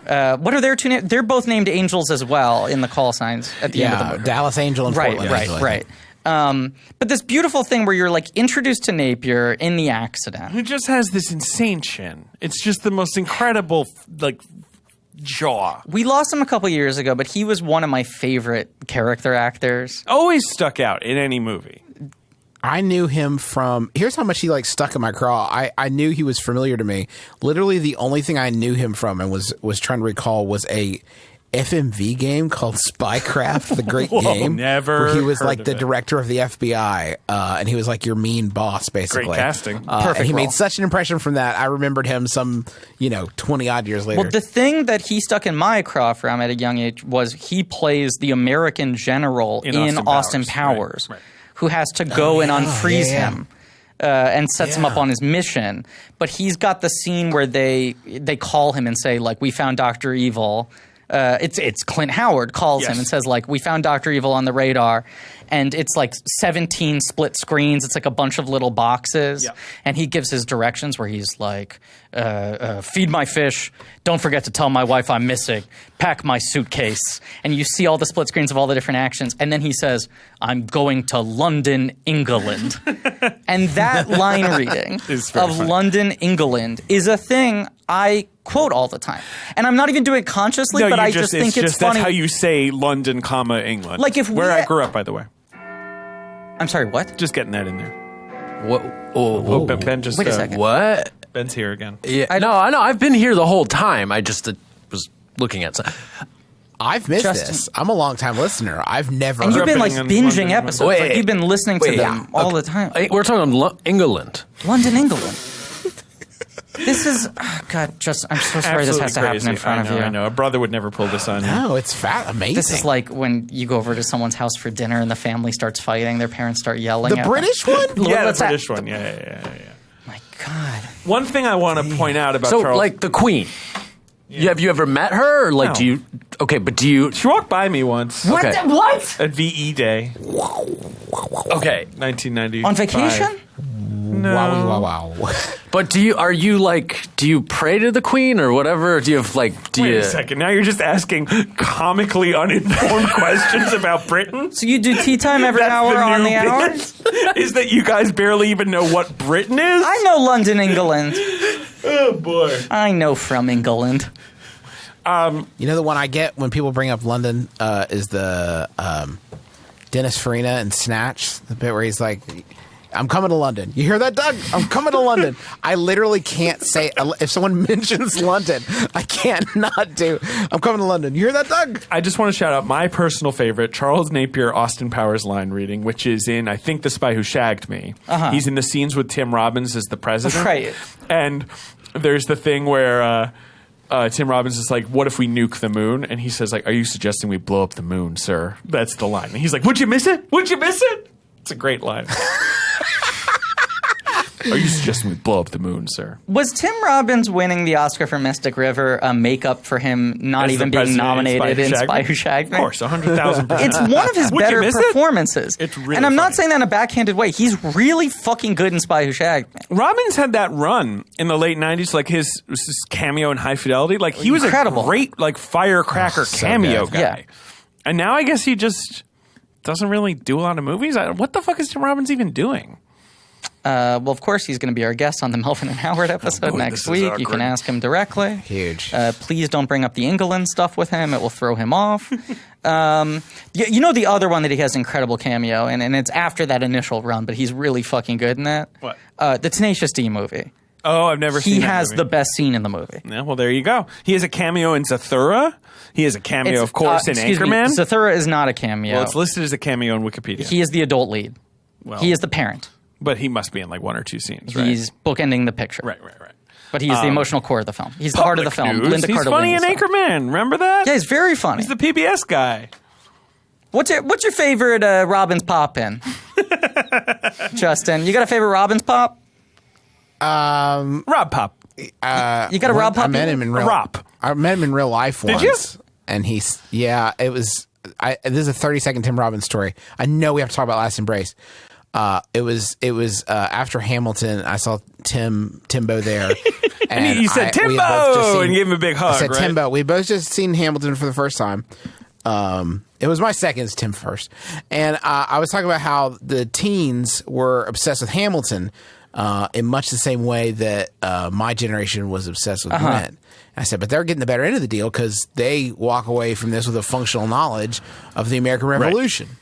And Tim Robbins said, Justin, your generation got something just as important from Rent. I said, what's that, Tim? He said, empathy. And it was the most fucking Tim Robbins. I was waiting for like a joke. And I couldn't fathom that it was Tim Robbins not doing a Tim Robbins SNL impression or something. It was amazing. Can I tell my 30-second Tim Robbins story? Everybody's got one. My first real acting job I got, not counting The Buried Secret of M. Night Shyamalan because I was cut out of it, was a pilot that Tim Robbins directed. Oh, right. For Showtime. Yeah. That our friend Matt Patches was a PA on. Mm-hmm. It's the Gravity guy, right? That guy? Different show. Oh, different show. Okay. Different show. Take it back. This was a Tim Robbins pilot called Possible Side Effects that was it was like a Succession, but with the pharma industry. Great. Where it was a family, like an old money power family. Sounds like a real barn burner. It was Ellen Burstyn. Love her. Try Silence. Josh Lucas, Tim Blake Nelson. This is the one that she insisted she wasn't in. Correct. She told me she was not in this. Okay. She said, you have me mistaken with someone else. Could it have been Ellen Barkin? Is that I'm 100% certain it was Ellen Wasn't it Burstyn. Barker? No, absolutely not. She wasn't off the leash? I just want to remember 3 projects I was in with her. She does not remember the first 2, despite, I think, winning an Emmy for the second. Anyway. She's lousy with Emmys. This pilot never went. It never aired, but I was not cut out of it. And I played the young stoner boy in it. Sure. I was invited over to his place for rehearsals. And I got outside. Is this like in Manhattan? In Manhattan. Yeah. I will not divulge the exact location, although I don't think he owns this place anymore. Sure. But I got to the buzzer board, right? It's 123 Tim Robbins Avenue, just FYI.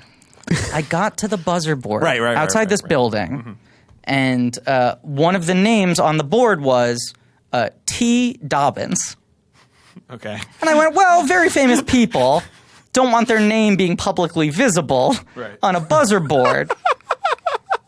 So I assume that this is the world's worst cover name. Right. He has literally just changed one letter. That'll fool him. So I sent a text to be like, I just want to double check. Right.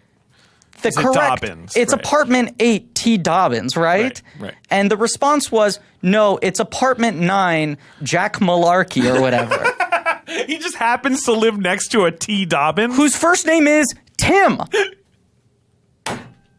He lives directly next to... How have we never done a Robbins Corner before? This is gold. He lives directly above a man who is one letter off from his name, and he's got some completely false name on the buzzer board. And so you got into this apartment, and who's there? Ellen Burstyn, Josh Lucas, Eva Murray. Maybe Ellen Burstyn. Tim Blake Nelson, you said. Kimberly Quinn. Remy Auberjonois. Yes. I feel there's some really big ones. Sarita Chowdhury. I was about to say, that was the name I was trying to pull. I feel like there's another. Jason Butler Hartner. Sure. It was a really stacked cast. Everyone was like, this thing is solid cast. So going. Betty Gilpin? Betty Gilpin. Young Betty Gilpin? All my friends were like, you are a TV star now because you play the stoner, best friend of the young son. I was a stoner who played the theremin.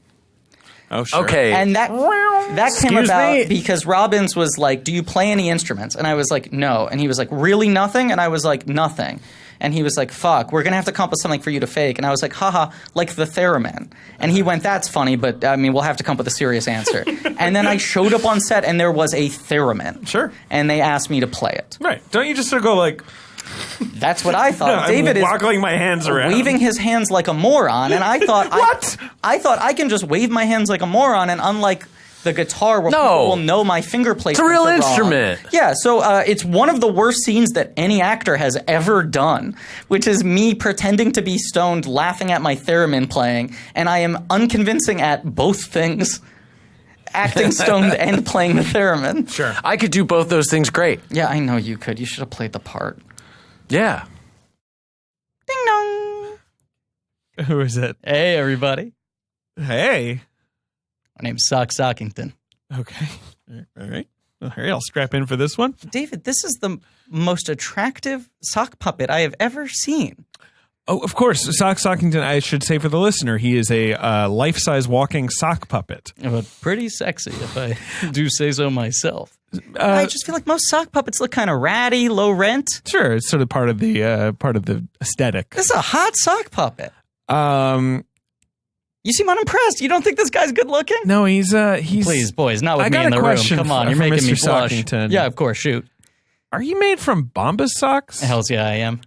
Okay. Well, you deserve a spot in the Holiday Gifting Hall of Fame. Oh, you're too kind. This is one of those sponsors, Bombas, where, you know, they come aboard, we're excited to have a new sponsor, and they're like, oh, buy our product, you know, here's a code, you can get some of the products so you can try it out. So I'm like, socks? Sure, I'll take some socks. These socks arrive. I put them on. I've never been happier in my entire life. I was like, where have these been? This is a very genuine, sincere ad read from me. I immediately bought so many more of these socks. Yeah, hey, this is Griffin speaking. They have a limited edition set of Sesame Street socks. Yeah. And here's what I like about them. They're kind of minimalistic. They're my favorite kind of clothes because they're really dorky and they for don't babies. look like something I bought from Gap Kids. Do you know what I'm saying? It's like the socks very subtly mimic the color patterns of the characters, and I can wear them and I can be sneaky about the fact that I'm the child from Big. I mean, this is a good company. They donate. They've created these Bombas socks. For every pair you buy, Bombas donates a pair to someone in need. But it's the number one most requested item Good in ethics. homeless shelters. Good morals. You know, so they've got all this nice stuff going on. But these socks are so soft. That's really all I got for you. You should buy them because they're nice, soft socks for your feet. I feel a little awkward because I came in here. I thought you guys were going to need help with this ad read, but it feels like David is so jazzed. I'm just really jazzed about the socks. I'm happy you're happy. It's trying good for not the to touch family. you It's right good now for me. I know how soft I you understand, and you know it's 2019 boundaries. But And I know that you are built with extra cushioning. Of course. You have special arch support system that's supportive but not too tight. It's like a posture's so nice good. hug for your foot. of course, And that the toe, you know how socks have that annoying toe sometimes? Bombas got rid of no, it. I got none of that. And they even have a line of merino wool socks that really sort of magic soft, warm. Oh, hey, why don't you feel me here for a second? So it's okay. I'm giving you explicit All right. permission, enthusiastic consent. That's merino wool, baby. You feel that? Feels great. Great to the touch. No, look, I'm happy to be here. I'm a big fan. I've been wanting to meet you guys for a long time. Okay. Friends with producer Rachel. She invited me here. But I'm just saying, I thought I was going to have to do a lot of alley-ooping, and it turns out you're so enthusiastic about the product. Yeah, I love it. I feel like an impediment In now. fact, I I don't want to action. make this Get ad outta about here. me. Yeah, please. No, Go I'm to stepping back. bombas.com/check today, and you can get 20% off your first purchase of socks. I mean, they have other stuff too. They've got sweaters and stuff like that. Yeah, but that's but I mean, that doesn't bombas.com/check. Bombas.com/check. 20% off. It's totally worth it. They're very nice and soft. I just want to promote my podcast quickly. Sock Sockington. I host a podcast called Greedy About Sheedy. I go through all the Ali Sheedy movies. Sock Sockington out. Because Justin's spotlighting these scenes of like surprising emotional poignancy in this movie, right? He's like Mark Ruffalo. Justin's like Mark Ruffalo? He's spotlighting it. Spotlight. They knew these scenes were poignant. Justin knew. I knew. You know. So is this kind of where it devolves into? Am I at the peak of the James L. Brooke years? Is kind of the peak The for madness. this show, right? And that's Oh, kind yeah. of This show the wheels is fall awful. off. Yeah, it's terrible. We recorded our last Demme episode. I think it was. It's terrible, right? You You tried to save it, and the computer spat it back out at you. It did win a couple Obies, though, pre-release. Right. Star of Tomorrow. No, just you started listening to the show in like the last 6 months and have been binging through it, but you're like a year behind and you don't understand that we have cratered. Oh, perfect. Okay, good. Yeah, you're hitching your ride to a meteor. I don't like this bit. I think if Oh, anything, I'm sorry. I'm kidding. like a fine wine. Okay, it's a fine wine. Or a rare cheese. Yes. Stinky. Okay. What I was going to say, David's waving his hand No, in it's front playing of the his theremin face. again. Okay. That was a good joke. And now he's pointing. Oh my God! Okay, everybody, mark your calendars. That's the first visual gag in podcast history to ever land. I can't believe Did it. that thing like a meteor. That was the first time that someone has done a physical joke that is based off of someone describing the thing they're doing to alley-oop themselves to negate the description. That's why they pay me the big bucks. You're right. You know what, Justin? You're coming on this podcast at just the right moment. We're back, baby. You're peaking again. We're back. Oh boy. Paula Mad style. Yeah, right. What I was going to say is, you meet Napier. He's in the turned over truck, and then he's an injured man, right? Yeah. And here's this guy who's like the most sort of like square jawed, Right, he's like a big Heartland boy. America sort of dude, playing this sort of like wistful, like I got a second chance at life. I just realized how close to death I came. I'm reevaluating everything. And you see him explaining all of this with a prostitute he frequents on the side of the road whose name is Hot Coffee. That's her handle because her trademark is she gives you a cup of coffee afterwards. Hey. And this lovely scene where they're undressing, getting ready to make love. Hey. And while they're doing it, she's asking him what kind of cup of coffee he's going to want afterwards. Right. And then it just fades into the coffee cup, which is sort of a sweet thing. And he starts just sort of explaining everything to her. And she's talking about how her business is failing and she doesn't know what to do. And the market's done and, you know, all of this sort of stuff. What's the other? She gives off another explanation. Oh, it's like construction. The roads leading to her house, they built too much else on the other side of the highway, and so no one's going to come her way anymore. And he decides to buy her a camper. Right. So that she can be a mobile prostitute. Right. Which is kind of this like touching act of just like kindness where he's like Sex worker. sex worker. Where he's just like, you'll pay me off whatever, it's cheaper than whatever, I owe you. When you're on the road this long, you forget about the embrace of a woman. And you're like, what a kind of sad character. Here's a man who has no love in his life. Sure. And has this like emotional affair with this sex worker who he also then has sex with. But he's really invested in her. And then you meet these two women who are waiting at a truck stop for their husband to show up. Right. Who is constantly on the road, and the one woman talks about how she knows that her husband's cheating on her, and the one woman's sort of flighty and more superficial, and the other woman has this like emotional base. And then, it seems like they're oil and vinegar, but they start to bond over like, well, we both have the same kind of experience. Right. And then there's this like pocket drop scene where they're sitting on the bus, and she talks about finding out that her husband was having an affair, realizing there was another woman, and the night that her husband performed cunnilingus on her. And it's described as that thing that we all like but never want to say that we like. And he usually only does it on our birthdays. But that night wasn't my birthday, which I think is a pretty... It's a nice right around. It's a nice right around. And she performs it with this sort of like, not self-pitying, but this sort of like far-off look in her eye where she's explaining like this one night where he was so fully the husband I wanted in every sense, that he was so emotionally attentive and physically attentive and there for me. And then the next morning, he just sort of rode off into the sunset again. And I don't know why I didn't leave him. I was so angry at myself for falling for his kindness and not having the backbone to leave him. And then when they decide to exchange photos, they realize it's the same man. But you've defined the dynamic between the two of them, which is one of them's really affected by this and is like really considering, the state of her relationship. And the other one has never suspected that her husband has done anything untoward. Meanwhile, they're both married to him, both have children, and then they sort of flip positions where the flighty one is now like totally emotionally distraught in every sense. We just became friends. Do you hate me now? Right. Am I the enemy? I can't possibly be that other woman, could I? Right. Because we were married. It's not an affair. Right. And then the other one starts to try to reason with the thing and try to get revenge. They release all the cows. He writes them a note that's like, I understand why you were mad at me. The cow prank was unfortunate. Let's sit through and talk through this. And Hot Coffee functions as their like marriage counselor. Yeah, she's like the mediator. In the RV that he bought for her. And they all go like, I don't know, should we just try? Let's just do all three. Try to be a big family unit in a really nice kind of, This is when I was like, maybe this is a good movie. This movie's and it's one of these Demme things. I just didn't really care about the Lamette stuff. So anytime we were going back to that, I was kind of like zoning out again. I didn't either. I care about his dad far more than him. Yeah, sure. McGill's performance is more interesting. Well, McGill's invented acting. Right, McGill, the father of acting. He's the inventor of acting. I think either one of these could have worked as its own film. I agree. Right? Like in a world where the CB elements were kind of scaled down a little bit and it was more about the characters, like there's something there. It's just two different movies. But because this movie is so scattershot and sort of like unfocused and it's two movies wedged together, I did not expect that this movie had a Chekhov's gun. That it was going to pay off in the final moment where all threads perfectly tied together. Right. Which is, of course, Paul Lamette's depressed father is the only one who can rescue the cows that Napier's wives, plural, unleashed. And it ends with just everyone laughing. Like it's the end of Rat Race and everyone's triumphant dancing to All-Star. Right. Yeah, but you know what's interesting about that last scene? Everyone physically in the same place. Yes, the only time.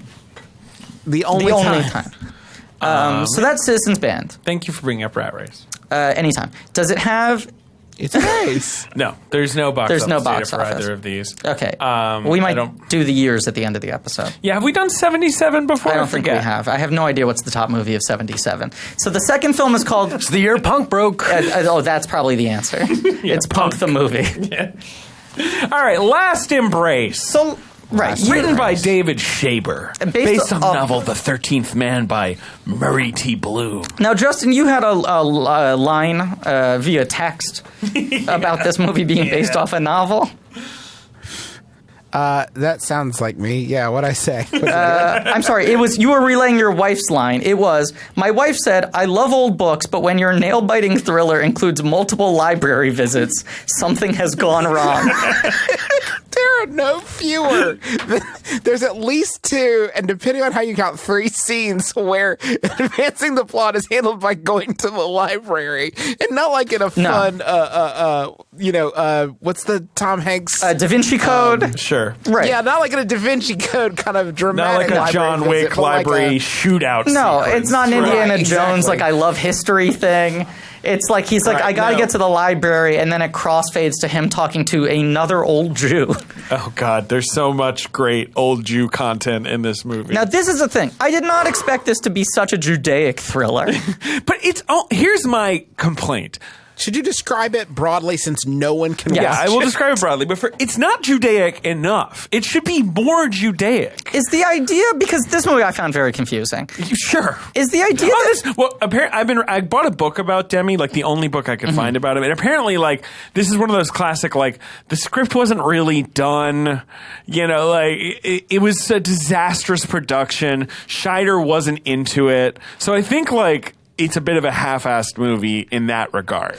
Right, and it's him... It's fascinating. No, what were you going to say? Sorry. It's fast. It's what's interesting to me about Last Embrace is, and I think this is like specific to the thriller or, thriller/mystery genre, is that 2/3 of the way into the movie, I didn't know if it was working or not because it all kind of depended on where everything was going. Because the cards are held back, it's like, maybe this is going to land. Did it land? Know. Like it may very well land it where Verdict? it's going for. And you don't realize until the film's over, it's like, oh, Oh. It lands at the bottom of Niagara Falls Yes, it does. onto jagged right. rocks. That's the other thing, is that the Maybe. poster makes it feel like, oh, is this movie going to be like fucking Runaway Train? Yeah, right. Is this going to be some propulsive, like, I was epic pumped. landscape thriller? I was like, we got Right. Roy Scheider. It looks like a Hitchcock movie. Jonathan Demme's behind the camera. Like, this looks like fun. Right. And it begins with, like, Yes. his wife getting murdered in a restaurant with him. Which he's having as a nightmare, which is one of the cool sort of director flourishes in this movie, is the nightmare is It's real.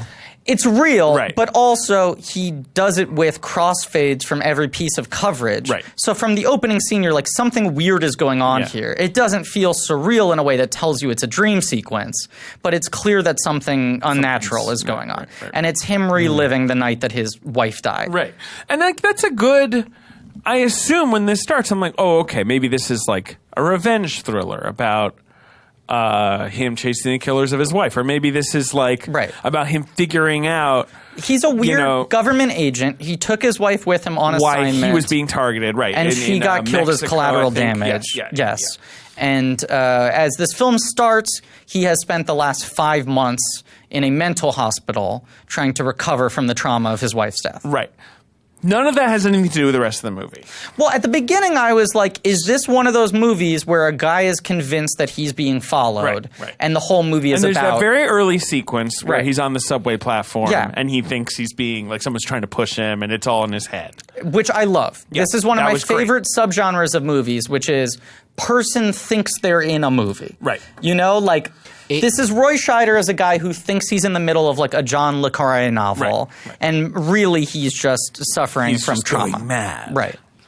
That brief bit where he thought someone pushed him off is amazing because it's Mandy Patinkin is the one that he thinks pushes him off, and it's one of those like fun, like, oh, weird, is this where it's like seeing Maya Rudolph in his Right, music right. like just pops up like, oh, weird, that's Mandy Patinkin, and then the fucking dad from Alf comes and saves Yeah. the day. Max Wright comes out of nowhere to save Mandy Patinkin's life. Both men are then excused Right. from the film. I could follow them. They sound like great leads for a Judeo thriller. Well, both men had hard outs. Mandy Patinkin needed to be wrapped by noon so that he could sing the entire Sondheim book and the entire songbook. And Max Wright needed to go back to working with a fucking puppet. What you're saying though about what's frustrating about this movie is that there's that like this idea of like, you know, maybe it's on his head that he's being followed, and he has the reason that it has the secret agent Right. stuff. Like maybe it's like some enemy or his employers or something trying to take him out, and then there's the stuff with like the sort of paranoia and anxiety he's still dealing with as a result of what happened to his wife. And then it turns out what is actually happening to him has nothing to do with either of those. That's like, what's it's a frustrating. complete. It's like fake tension that they've ginned up from Which nowhere. feels like probably Demme was like, this is a more interesting movie. This is a more interesting exercise as a director to like go in the head of someone dealing with that kind of paranoia and skepticism about everything around him. But that is not what the story inherently is, because the story is a weird secret cabal of Jewish pimps who use their Zvi sex Migdal, workers, which was a real thing. to kill. Is the implication that Roy Scheider is the child of Nazis? No. Okay, so you really... So Griffin was watching this movie as he came into the I had technical studio. difficulties. I watched the last 30 Okay. minutes here in the studio. Roy Scheider, it turns out, is descended from Right. members of Zvi Migdal, which was a sort of like prostitution ring in like turn of the century America. Okay. Consisting of Jews, usually Polish Jews, I think, who would like traffic people. You know, like they would sort of steal people from other countries, bring them to America, and put them into like sex slavery. Right, which this she is a real explains. thing, Right. And it's still happening to Janet Margolin even as late as... She was a victim of this, Right. And she's holding him responsible because it turns out No, she wasn't. her grandma was. Oh, Right, okay. right. Okay. Her grandma was. But she's holding him responsible because his grandpa was one of the bad guys. Right.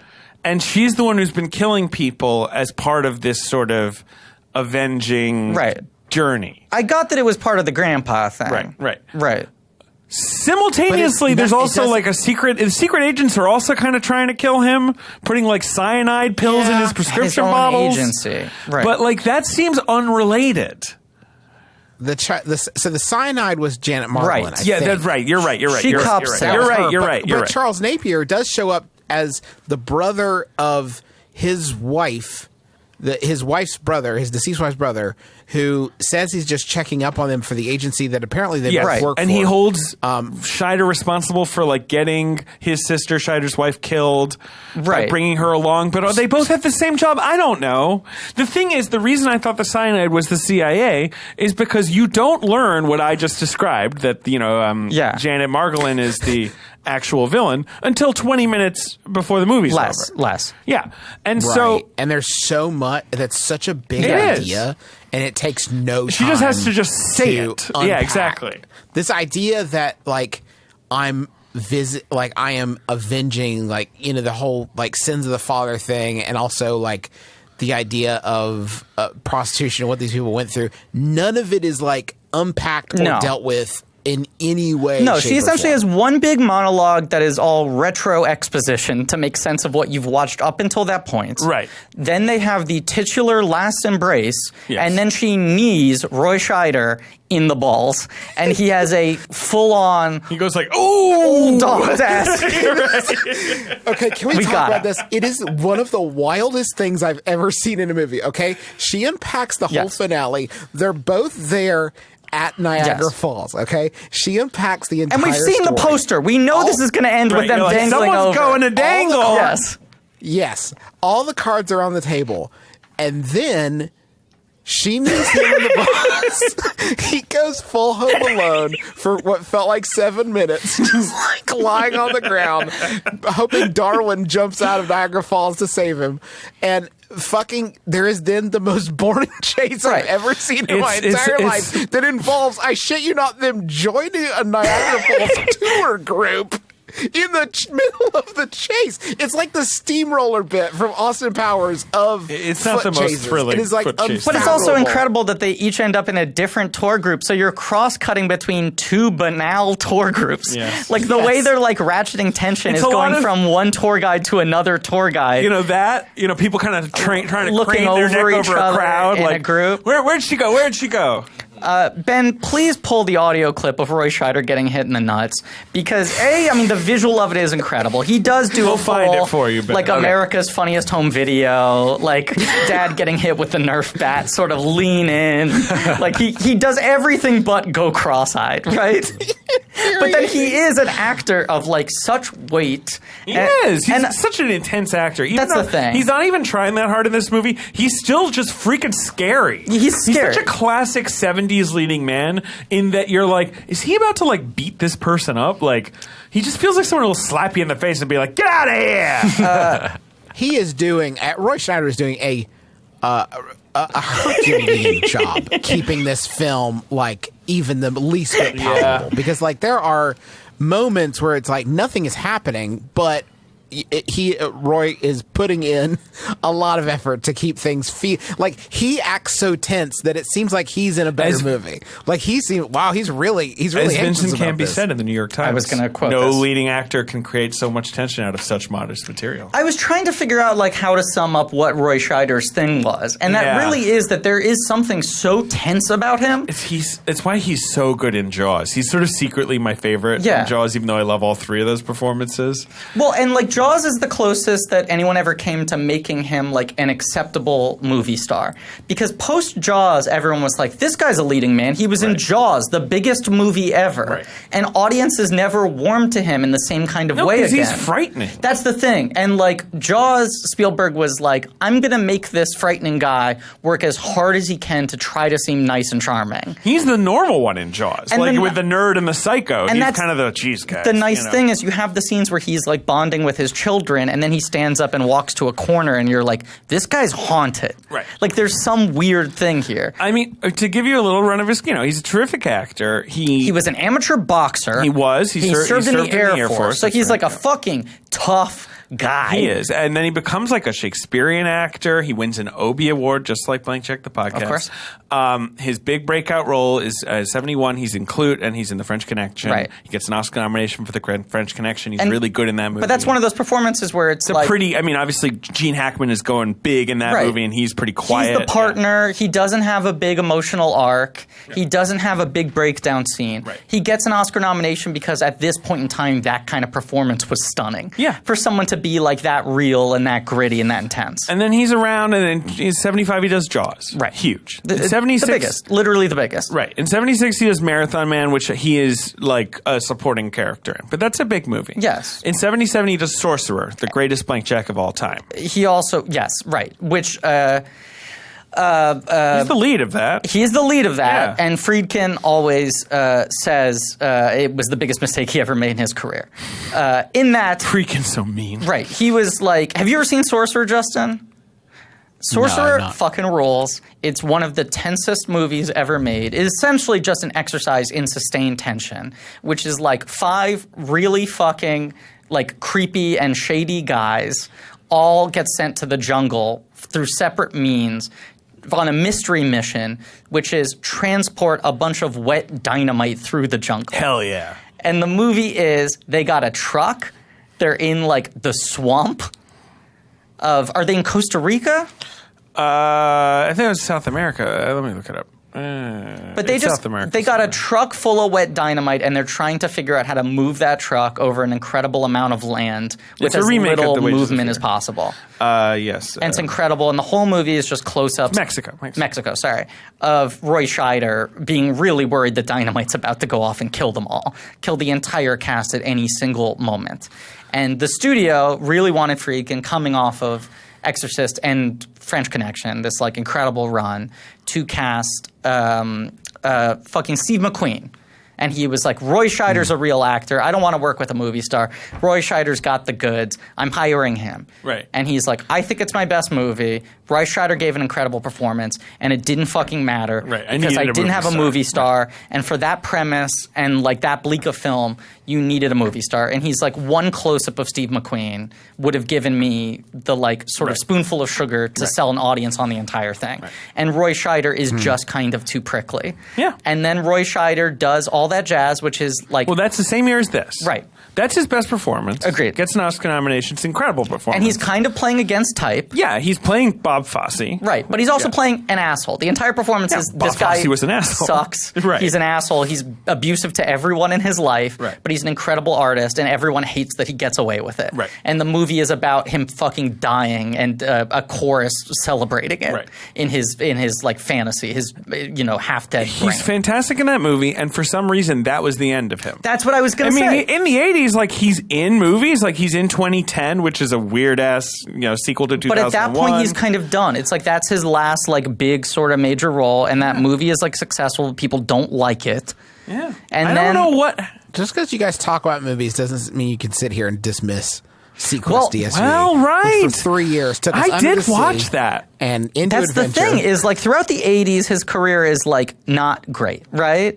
And it's like 52 Pickup is probably like his best of the decade, and it's Frankenheimer movie, right? And Anne it's like Margaret, a programmer with like Anne Margaret, but it's like a good whatever, right? Yeah. But then after like the 80s being shitty, where it's like, oh, he's like the grown up in Listen to Me, which is otherwise sort of like a sub Brat Pack like dramedy with Kirk Cameron. Then he just is like, cool, I'm on like an afternoon syndicated underwater adventure series. Right. And that's like his career now. But he famously, while on Sequest DSV, like went to the press and was like, "This show is a piece of shit. I hate it." Right, and it was like very successful. I think he's just a grump. Well, he's dead now. Was a grump. But it was, a very successful show that could have given him a new audience, and instead he, like, hated it. It did give us one of the greatest gifts in culture, which is a Roy Scheider action figure, a thing he probably burned. But this movie is coming at, like, the tail end. The dolphin's name was Darwin, by the way. That's why I said Darwin earlier, because I said after he got kicked in the ball, he was waiting for Darwin to come and jump in. Oh, Darwin I get was it the name now. of the And dolphin. Justin, that's really funny. show. And I wish I were your brother, because if I were your brother, I would have gotten that. Brothers get each other's jokes. What about Two Friends? It's irrelevant now. It didn't work. Shut up. I came on hoping to get some number of comedy points awarded to me, and I feel like I put myself in the negatives with my terrible. I'm going to give you 10 for the Darwin joke. I didn't get it at the time. He doesn't want give me points after I pity ask points. for them. Absolutely not. I do I'm not going want to give you your 5 pity points, but I'll retract the comedy points. In the edit, go back and listen. Maybe your head wasn't in the right space to I get admit points. Okay.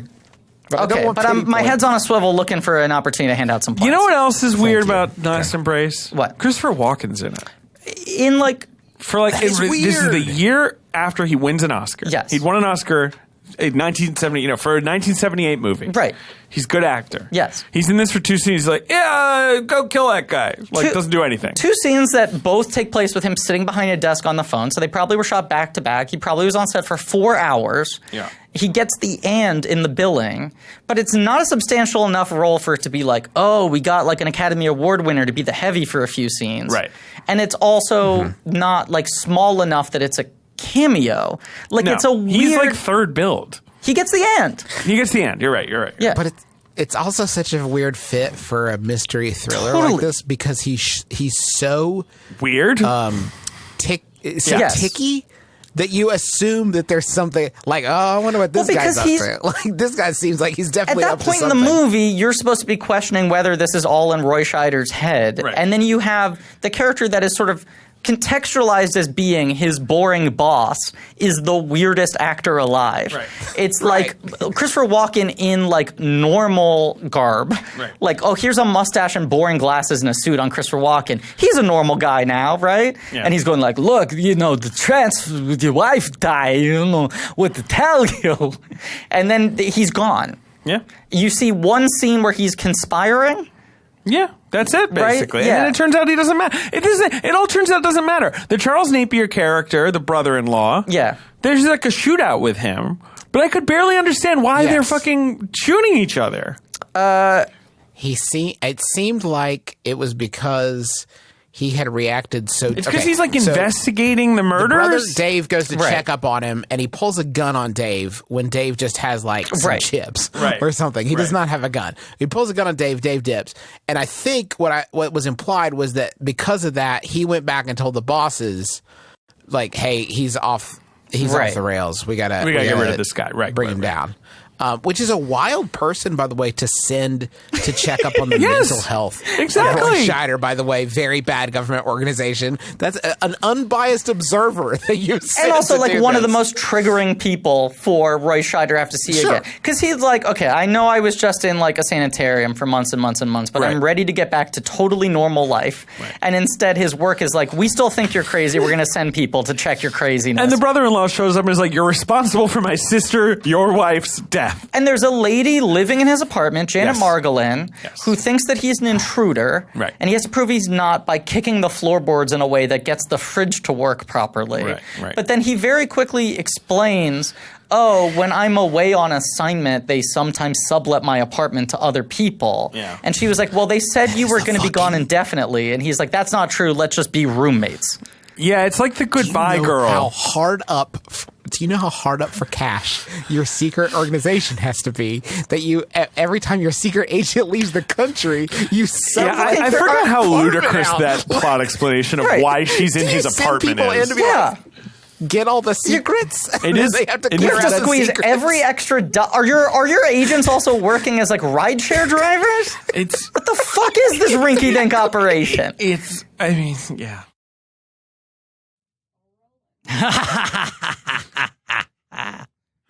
You're laughing, Griff. I just had a devilishly good idea, David. Okay. We should do an ad read for villains. Oh, of course. The new podcast from the Parcast Network? Masterminds, evildoers, savages. You ever hear of them? Sure. Because we all know that for every hero there is a villain. You're talking about the Tamara Jenkins movie, right? No! Okay, fine. Listen. The new podcast Villains from the Parcast Network Yep. highlights the psychological, political, and emotional factors that spawn both real and fictional villains. Every Friday, Villains is focusing on a different real or fictional evildoer. That's the interesting twist. They could go either way. So with fictional villains, you delve into the social influences that led to that character's creations. For real villains, you learn the true story of their dark deeds and hear what drove them to evil. Now, you'll hear episodes on a variety of bad guys, stemming all the way from a retired Bit to Charles Manson or Darth Vader and Pablo Escobar. Some are fictional, some are real, but all are villains. Now, this is what I demand you do. Let's try to make it like an evil threat. Follow Villains for free on Spotify or wherever you get your podcast. Or you can visit parcast.com/villains to listen now. It is literally the premise of The Goodbye Girl, which is probably like the same year. Yes. Which is like, we're like double booked to live in the same apartment. I guess we got to live together. Right.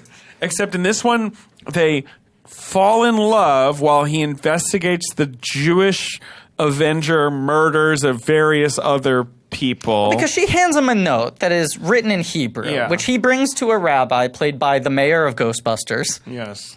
David Margulies. Love that guy. Who then breaks it down for him but says these two letters don't mean anything. Right. That's an M and a Z. They must be someone's initials. Right. So then this gets to the library thriller aspect of this movie. Yeah, then he goes to see John Glover. He has to keep on seeing Jewish intellectuals to have them make sense of these notes. And they talk about the Avenger of Blood, Goel. Right. Who is a, biblical... It's I don't know, angry Avenger type. But then when he kills Charles Napier, then Sam Levine, not Little Wolverine, comes out and goes "Oy, Gewalt, you murdered the guy." And he was like, "Who are you? What are you doing here?" And he was like, "I'm from the good Jews trying to make sure that you don't get in trouble with the bad Jews, but I don't know what's going on at all." And then they become it becomes a buddy picture. Yeah. He's like his side cop.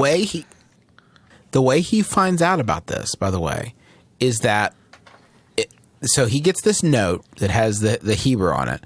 He goes to a rabbi who translates it for him. And then as he's leaving, that rabbi calls, I have to assume just other Jews, the good Jews, basically. And it's like, hey, listen. We've got a Goel on our hands. So the implication is that they all the good Jews know each other and are in a secret. It's like the Society of Cross Keys from the Grand Budapest Hotel. Right. There's a network of the most moral Jews, of which there are many. But then, okay, look, this whole movie's going on with all this shit. Ben, by the way, is asleep. Ben is right asleep. now. Yeah. I don't have anything to add. This movie is hard to talk about. I mean, you guys are doing a good job, so keep at it. Eventually, we cut to this scene of Janet Margolin suddenly dressed up in a sort of lacy, sexy getup, sex murdering someone in a bathtub. A hotel with a view of Niagara Falls. Right. And to the point that I was like, did I miss 20 minutes of movie? What is this? We hard cut to it. And she is such a sort of nondescript. Yeah, I'm like, is this Janet Margolin? Or is this the same person? Yes, right. Are we cutting to an entirely new person? And this is supposed to be the devastating reveal of the movie. It's it turns out it's been her all along. She was a fine actress and a handsome woman. Yeah, I got no beef with Janet Margolin. There is something very generic looking about her. Yeah. And this movie twice asks you to identify that it's the same character you've met when she's dressed totally different, in a totally different scene, in a totally different location. Right. And then also to recognize her when Scheider recognizes her in a photo. Right. In which they zoom into the photo and you go, I guess that's her. Janet Margolin. Right. Wasn't she Gates Build in Annie Hall? I don't know. I was watching the scene and my wife and I were both looking at each other is it the same? If it's not the same lady, I don't know what. There's been a file corruption along the way because there is no reason. And then, the weirdest thing about the sex murder, among the weirder things about the sex murder, is that the sex murder is she gets on top of him in the bathtub and then drowns him in the bathtub, and there isn't a secret she doesn't pull any weird trick. Poison. She just a knife. sits on top of him until he drowns. And it's playful until it isn't. It seems like he's into drown play. Yeah. Until she just holds him back a little too long. Yeah, look, we've all fooled around with a little drown play, obviously. But then And that there is no, by the way, it is not explained. This is the part that's very confusing to me. And I dismiss. I know her grandmother was definitely part of the they secret syphilised her to death in a very, very upsetting explanation. Yes. I don't know if this woman was or not, because what is confusing me is that she does have sex with this guy and then murders him. It makes no sense. And then that photo, why? it looks like her and the other two women are sex workers. It feels like this. But it's a really old photo. It's like black and white daguerreotype. It's like, what? I don't understand. Did Roy Schneider know that she was involved because she looks so much like her grandmother? Is that what we're supposed to... But that was supposed to be her grandmother in the photo? I'm deeply confused by this movie. But yes, I mean, that was her grandmother. Her sex scene with Roy Scheider comes after we've seen her sex murder another man. Correct. Right? Almost immediately after. And then she goes back home and she's like, you know what? I'm ready to make love to you. Right. She's ready to murder him, and he's figured out who she is, and she's like, but I really like you, so I don't actually want to murder you. Yeah. And then, of course, there's only one way to resolve this. Throw her down Niagara Falls. Roll credits, goodbye. That's the thing with the movie. You're like, I have a lot to unpack, and the movie's like, get out of here. The next showing's in 15 minutes. We got to clean up the popcorn. It's so confusingly paced. Yeah. It's a Hitchcock movie. This is very much like it's a Hitchcock thriller, right? Yeah. It has the form of one. And I will say, you've talked about how 90s grissom legal thrillers it's sort of my crack. Handsome are your Fucking love catnip. that. Yes. I feel the same way about middling 70s Hitchcock approximations. Yes, 100%. I get that. Like this and Silver Streak, these weird movies that are we're trying to do Hitchcock, but it's kind of more like family plot because now the 70s have become so shaggy that you can't do the tight as a drum thriller anymore. It has to have a bunch of weird side tangents and character riffs. I mean, this is that. I find them pleasant to watch even when they're this sloppy. Yeah. I'll tell you what's interesting about this one that I thought sort of broke the mold a little bit is that, and I don't know if this is I don't know anything about Timmy's work, so maybe y'all can probably clue me in a bit better, but I don't feel like the aesthetics of this movie are doing anything to ratchet up the tension. And in fact, a lot of times I found the aesthetics of this film very pleasing. There's weird, just pleasing views. There's this one scene where he's meeting someone in front of a waterfall tunnel would be the best way I could describe it. After he gets the blank assignment thing, and there's this bizarre. You remember very early in the film. There's a bit where he passes a guy who's playing a song on a ukulele. It's all but it's very pleasant. It's very pleasant to look at. It's very pleasant to listen to, and it doesn't do anything to sort of set you, the viewer. I think that is a Demme thing. I feel like he does try to make a cinematic world that is pleasant. Yeah. And there's a lot of sort of he does things that are unrealistic because he wants to make a movie that's the world he wishes he could live in, right? Right. Especially in this comedy run. He goes between weird levels of realism and sort of expressionism that are just it would be nice if in the real world people treat each other like this or dress like this or whatever. But also that's kind of the defining thing about Silence of the Lambs is that people think of it as one of the scariest movies ever made, and he almost aggressively eschews any traditional sort of cinematic language for a thriller or a horror movie. Right.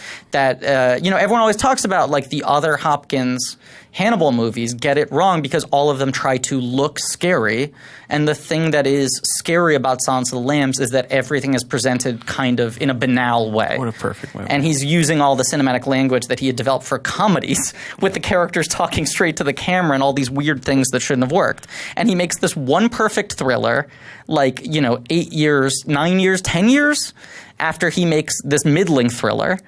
12 years. Right. Yeah. Right. So it's he makes this middling thriller. Yeah. Then a decade later, he makes one of the greatest thrillers of all time. The perfect archetype. Mm-hmm. Then he doesn't do that again. He becomes kind of a drama guy. Yeah. And then he makes one final thriller at near the end of his career. Yeah. Where he does a big remake of one of the most famous thrillers ever. Correct. With big movie stars. Yes. and that's not really his zone. That's not really his genre. True. But within that, it's like one weird commercial exercise, one weird like him trying to get his feet as a filmmaker, and then one perfect movie that everyone views as like the pinnacle of the art form in that genre. Right. What a weird career. Weird career. We're going to dig into it further. I'm not me. I'll catch up. I'll catch you guys probably around. You'll see us around Christmas. Yeah. I mean, look, this next run is going to be great. These Demme It's going to be a comedies blast, but the are 80s awesome. Demme comedies are sort of their own subgenre. Right. You're going to have a lot of fun, Ben. You're going to love them. That's enough about Last Embrace. I never want to speak of it again. No, it's fine. Whatever. I don't care. God. Well, It's not fun. It's not fun. It's pretty. It's a little It's rough. Yeah. It's a rough one. And the good news is you can't watch it. That's true. Even if It's you want to, unavailable. It is so- weirdly no worries. available on Blu-ray, but not available to stream anywhere. Right. We had to find Yeah. it through somewhat less legal means. Not a thing I promote. Can we do the box office for 77 and 78? All right, 77, 79. So, I'm sorry, 77, 78. No, it's 77. Let's do the box office. What would be the top Number one film of this year was quite 1977. successful. It's quite successful. And what genre We was it? discussed it. Science fiction, It's a fantasy. science fiction fantasy film from 1977. Not part of a franchise, right? Sort of launched a franchise. It launched a franchise? So what, like 2 or 3 or? I couldn't even tell you. 9? There was a seltzer guy, Yeah, this seltzer guy came close to this one. Oh. very close to So it. Will Seltzer tested for this? Yeah, Yeah. hair's length away from the lead of this one. Silent know- Running? Good movie. Eraserhead. I was almost Eraserhead. 2010's a couple years later. It didn't fit on my head, the eraser. It wouldn't cast. Too wet. He had the seltzer drip in first. Will Seltzer looks like if they did Eraserhead the TV series for like 6 episodes, you get Will Seltzer. Right, yeah. It's like, and now he lives in Hawaii and solves crimes. Exactly. Like the sequel to The Jerk, the TV sequel to The Jerk. The Jerk 2? Jerk Right. 2. Yeah. Do you know there's a Jerk, TOO? Yes. That's about another jerk. Yeah. I've never seen it. not bad. Is it not bad? The film. Yeah, no, it's bad, but it's not bad. The film is called Star Wars. Yeah. It is a Star Wars movie. Yeah, it was a big hit. Big hit. Number 2 at the box office, though. Smoking the Bandit? Correct. Wow. $126 million. I knew that because I just find that really funny. Right. That those were the twin prongs of pop culture at the time. And, like, Star Wars and Smoking the Bandit. only 2 movies to crack 100 million that year, right? Or just number 3? Number 3 is listed at over 100, but I think that may With include its re-releases? many re-releases. It was another definitive science fiction film. I feel like that pairing covers all dads. Yes, it does. Like all Yes, dads correct. have Your been, dad is I either a think, Smokey covered by fan the or a box Star Wars office. fan. Right, it's one or the other. This is the year that culture breaks in half. And up until this point, every father would say Smokey and the Bandit is who you should aspire to be. Right. And now half the dads become Clint McElroy and raise their children in the house of Right. Star Wars. Yeah. So number 3. It's crazy that they came out the same year as Star Wars. It's another sci-fi, but it's not Alien. Alien, No, that's 79. I know, it's going to come out.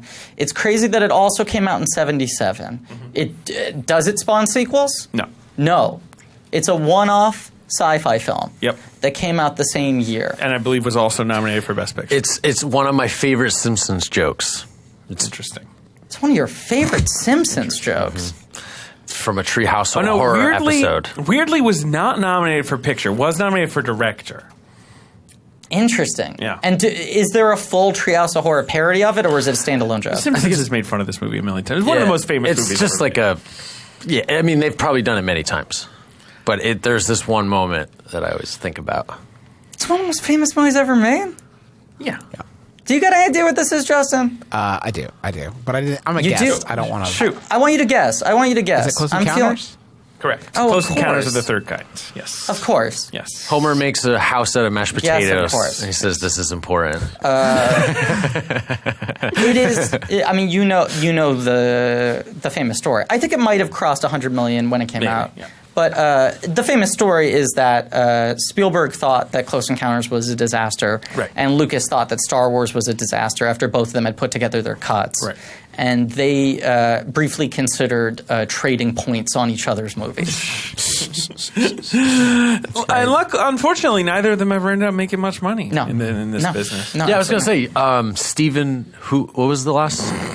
Number 4 Mm-hmm. is another cultural touchstone. I mean, a very definitive movie, even though I feel like it doesn't get enough credit. People don't remember who directed it. It's really just famous for, like, its lead actor and its look and its soundtrack and stuff. But, like, it's a great movie. Saturday Night Fever? Saturday Night Fever. Saga of just depressed people in Bay Ridge dancing. Yeah. A very sad movie that Great gets movie. reduced to, like, a sizzle reel that Right, people and like parody. a Bee Gees soundtrack. Right. And like an R-rated, tough, like fucking movie. Right. Who directed it? John Badham? Yeah. Yeah. Who's like a good director who doesn't quite get that like new Hollywood Yeah. crown in the same way as some of his peers. But was like a massive hit and was like a major Oscar film. And 100%. Yeah. Although I think it only got a couple Oscar nominations. It only got one Oscar nomination. It only got Best Actor? Mm-hmm. Wow. Number 5, the big comedy of the year. I already referenced it on this episode. The big comedy of the year that you already referenced on this episode. Correct. Not an unwatchable movie. Definitely dated. But I have seen it. Won a big Oscar. It won a big Oscar. A performance Oscar? Yep. A supporting Lead. Is it Goodbye Girl? Yes. Okay. The Goodbye Girl. Yeah. Richard Dreyfuss. It's a Neil Simon movie directed by Herbert Ross. Fun movie. They have to live together. Close Encounters and Goodbye Girl came out in the same... Dreyfuss was killing it, man. It is insane how dominant Dreyfuss Some was. other big movies then in 77, you got A Bridge Too Far, the big war epic that was actually, I think, a disappointment because it didn't do well enough. Yeah. Richard Attenborough movie. You got The Deep, which is like a Jaws ripoff. Peter Yates movie. No? Yes? No? Yes, no, I'm just trying to get over the fact that there is literally a 4-year span in which Richard Dreyfuss does American Graffiti, Jaws, Close think it's Encounters like of a the Third 5 Kind. Yeah. It's 1973 to 1977. Well, sure. Yeah. I want to Within- No, Close Encounter. Yeah, you're right. Right. I was And thinking it's then 79. wins an Oscar for Goodbye Girl. And is the youngest actor to ever win that Oscar. Well, he's beaten by Adrian Brody Yes, but at the time. at the time. And then... No, he looks like he's 55. right, and then his career never, ever gets close to that ever again. Hard to get close to I had a that. driver's ed teacher that showed us Mr. Holland's Opus because everyone told him that he looked like Mr. Holland from the final scenes of the film. And it was the first time, as growing up as a young person, I had a clear concept of someone who had given up. And this man had given up. This man was done. Professionally, this man had checked out. Do any of you remember they used to do on the Disney Channel, when the Disney Channel was a lot of like important family social values stuff? Right. They used to have a yearly award show for teachers That sounds nice. where it was like the National gosh. Teachers Teachers of the Year. Awards. Sure. And like celebrities would go they'd walk out and they'd project a photo of their class photo and they'd be like, I remember when I first fell in love with science. I'm Matthew Broderick here to present the award for Best Science Teacher of the Year. Right. And Disney had made Mr. Holland's Opus Right. and was doing this award show. And they play the entire trailer for Mr. Holland's Opus, not just during the broadcast, but in the auditorium where the award show is happening. And then they go, ladies and gentlemen, the star of Mr. Holland's Opus, Richard Dreyfuss. And he comes out and he goes, Jesus Christ, look at me. Started making that film, I look 25, now I look like the Monopoly Man. Right. I have never forgotten that joke. It's a good joke. But it's also so weird that it is like Richard Dreyfuss was the youngest actor to win Best Actor. But he looks and old looked when like he's a young. middle-aged man. Exactly. Like the only time he looked young was American Graffiti. Yeah. And then he looks old. Yeah. And then he looks really old. Yeah. And then like the first half of Mr. Holland's Opus, they're putting makeup on him to pretend that he's young. Right. And then the end, he looks like how he actually looks. And then he makes that movie The Crew, Okay. which was like 4 old mob guys, and it was Burt Reynolds and Seymour Cassell and Dennis Farina and Richard Dreyfuss, and he was 10 years younger than the rest of them. But I mean, like, doesn't this guy look like a 48-year-old academic? He's like 29 in this You know who poster. else is like That's that? insane. Albert Finney is Goodbye, like girl. that. Albert Finney, Yeah, yeah. Finney is an old face. A Yes. Scrooge musical called Yeah. Scrooge that we watch every year, and he looks 70 years old in it. And he was 13 years old. He was 34 years old. It's Yeah. wild. I mean, it's wild. Yeah. It's nuts. Some people. Other movies in the top 10: Spy Who Loved Me, the James Bond movie, Annie Hall, which is obviously the Best Picture winner. Oh God, the George Burns, The original. comedy. Yes. All right, 1979. However, number one film of the year. The number one Best film Picture winner. of 1979 I feel like we've done this. is one. Kramer versus Kramer. Yes. Have we done this? I don't know. We might have. Let's do it again anyway. Number two. Let's horror do movie. it again. The Omen. Nope. Amityville Horror? Yes. We have done this. I don't remember when. Number three, big sequel. Number 3 is a big sequel. Huge sequel. A huge sequel. Is it Rocky 2? Correct. Number Great. 4, big fucking masterpiece war movie. Number 4, Apocalypse Now. Number 5, the most stoned movie ever made. Number 5 is the most stoned movie ever made. Yeah, it's my opinion. Up in Smoke. No. You're thinking inside the box. Think outside the box. Think outside the box. Yep. It's a movie for weed heads. Yeah, but from the director of The Sound of Music and No Drugs Are Done. Oh, during the movie. Star Trek the Motion Picture. This is David's whole fucking take is that Star Trek the Motion Picture is the equivalent of a planetarium laser light show. Exactly. It fucking rules. Then Alien, 10, The Yeah. Jerk, Moonraker again, so another Bond movie. The Muppet Movie. That's Yeah. the top 10. I mean, that's maybe the best box office top 10 I've ever heard. It's a pretty good top 10, actually. It's a good call. The standard of quality in that top 10 is incredibly yeah. high. Yeah. Yeah. Yeah. You're right, because Yeah. The Jerk, there's everything Right. is good. Yeah. Muppet movie, masterpiece. Jerk, masterpiece. Alien, masterpiece. Apocalypse Now, masterpiece. Okay, wait, hold on. Who am I? Who am I doing right now? No one's gonna hear it though. I'm gonna have to pull this episode. I'm gonna have to keep this episode in my wallet and pull it out and show it to people to prove I was on this show. Hey, thank you. Like right under the wire. Yeah, I earned them. That's the important thing. I just want to say how much I appreciate your show. I was never a big movie person, and then after we had Griffin on the show, I decided to give this show a shot, and it has really given me a context through which I can like dig into movies. Like they're the vast majority of movies you all talk about I have not seen, so it has been a real education for me, and I think it's such a wonderful thing y'all are doing, and I'm so happy to be involved in some small way. That should have been your title for that miniseries.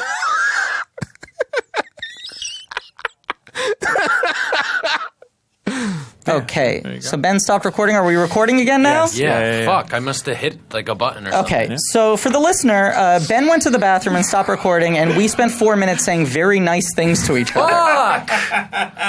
I didn't mean to do it. Fuck me. I hit fucking spacebar. Oh Yeah. Oh, wow. My nice things are still on my track, so you can just play mine and then leave theirs like with silence afterwards, as if I said I put my heart on my sleeve and then they just gave me nothing in return. That's the ideal. I mean, I think we got to do that, and I think much like Last Embrace, we should let that play out without context and only have the listener make sense of it once we get to Right this at the point, end. Run where we someone's explain murders what in just the happened. Ben has kicked the recording track in the nuts. Ben looks real upset right Ben now. is truly hitting himself Ben, in it the was head 2 with the minutes. microphone. Oh, I know. It's just like dumb. Yeah. But for the listener, that's fun. Okay. Yeah. Okay. And you gotta I'll believe take it. we said some very nice things about Justin. Gave you comedy We points. gave him comedy points. You'll never know how many we gave him, but you'll hear the joke that got the comedy points. Fuck me. Wow, what a twist ending. Yeah. Well, I guess it was good that I did that. And Ben, yeah. Well, Justin, thank you for being on the show. thanks, Justin. It's been You're welcome back anytime. My genuine brother, honor. and me, The Mothership, one of the greatest podcasts of all time. Advice for the Modern Era. Adventure Zone, which is now a series of successful books in addition to being one of the most successful podcasts. where you guys have long-running D&D campaigns, and then you do Sawbones with your wife. And my wife's a physician. It's a medical history show about weird ways we used to fix people. So. All excellent shows. You're the best in the biz. Oh, well, that's what it says on my business card. And I guess this episode's coming out after the New York shows, but you guys are doing shows around. People should look up dates and see when you're performing, right? Yeah, right. That's exactly right. You're doing shows around. We're actually pretty well sold out for the rest of this year. Okay, never mind. Doing, shows in, no. When did this come out? This is going to come out in early November. Sorry, folks. You missed us for this year. We'll catch you next year. Never mind. David, Ben, and I will be in the audience at a Brooklyn show that our audience will not have heard us talk about yet. Yeah, that'll be us. Because this episode will come out several weeks after it. But yeah. Okay. Thank you for being here, Justin. Yeah. My pleasure. And Set me free.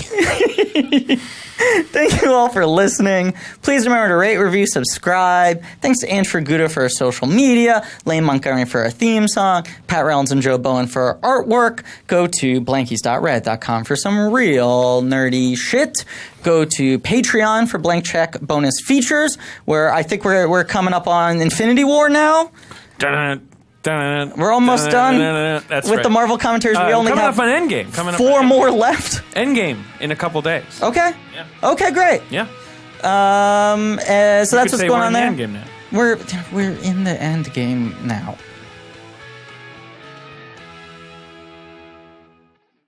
Now, I still, you know what? I have because I'm recording the call, I have the rough cut of the rough audio, Skype audio of your all's part for that episode. So you can reenact it. You can Let's do live that. staging Yeah. of your line. Yeah, that sounds like a lot of work. But yeah, let's do it.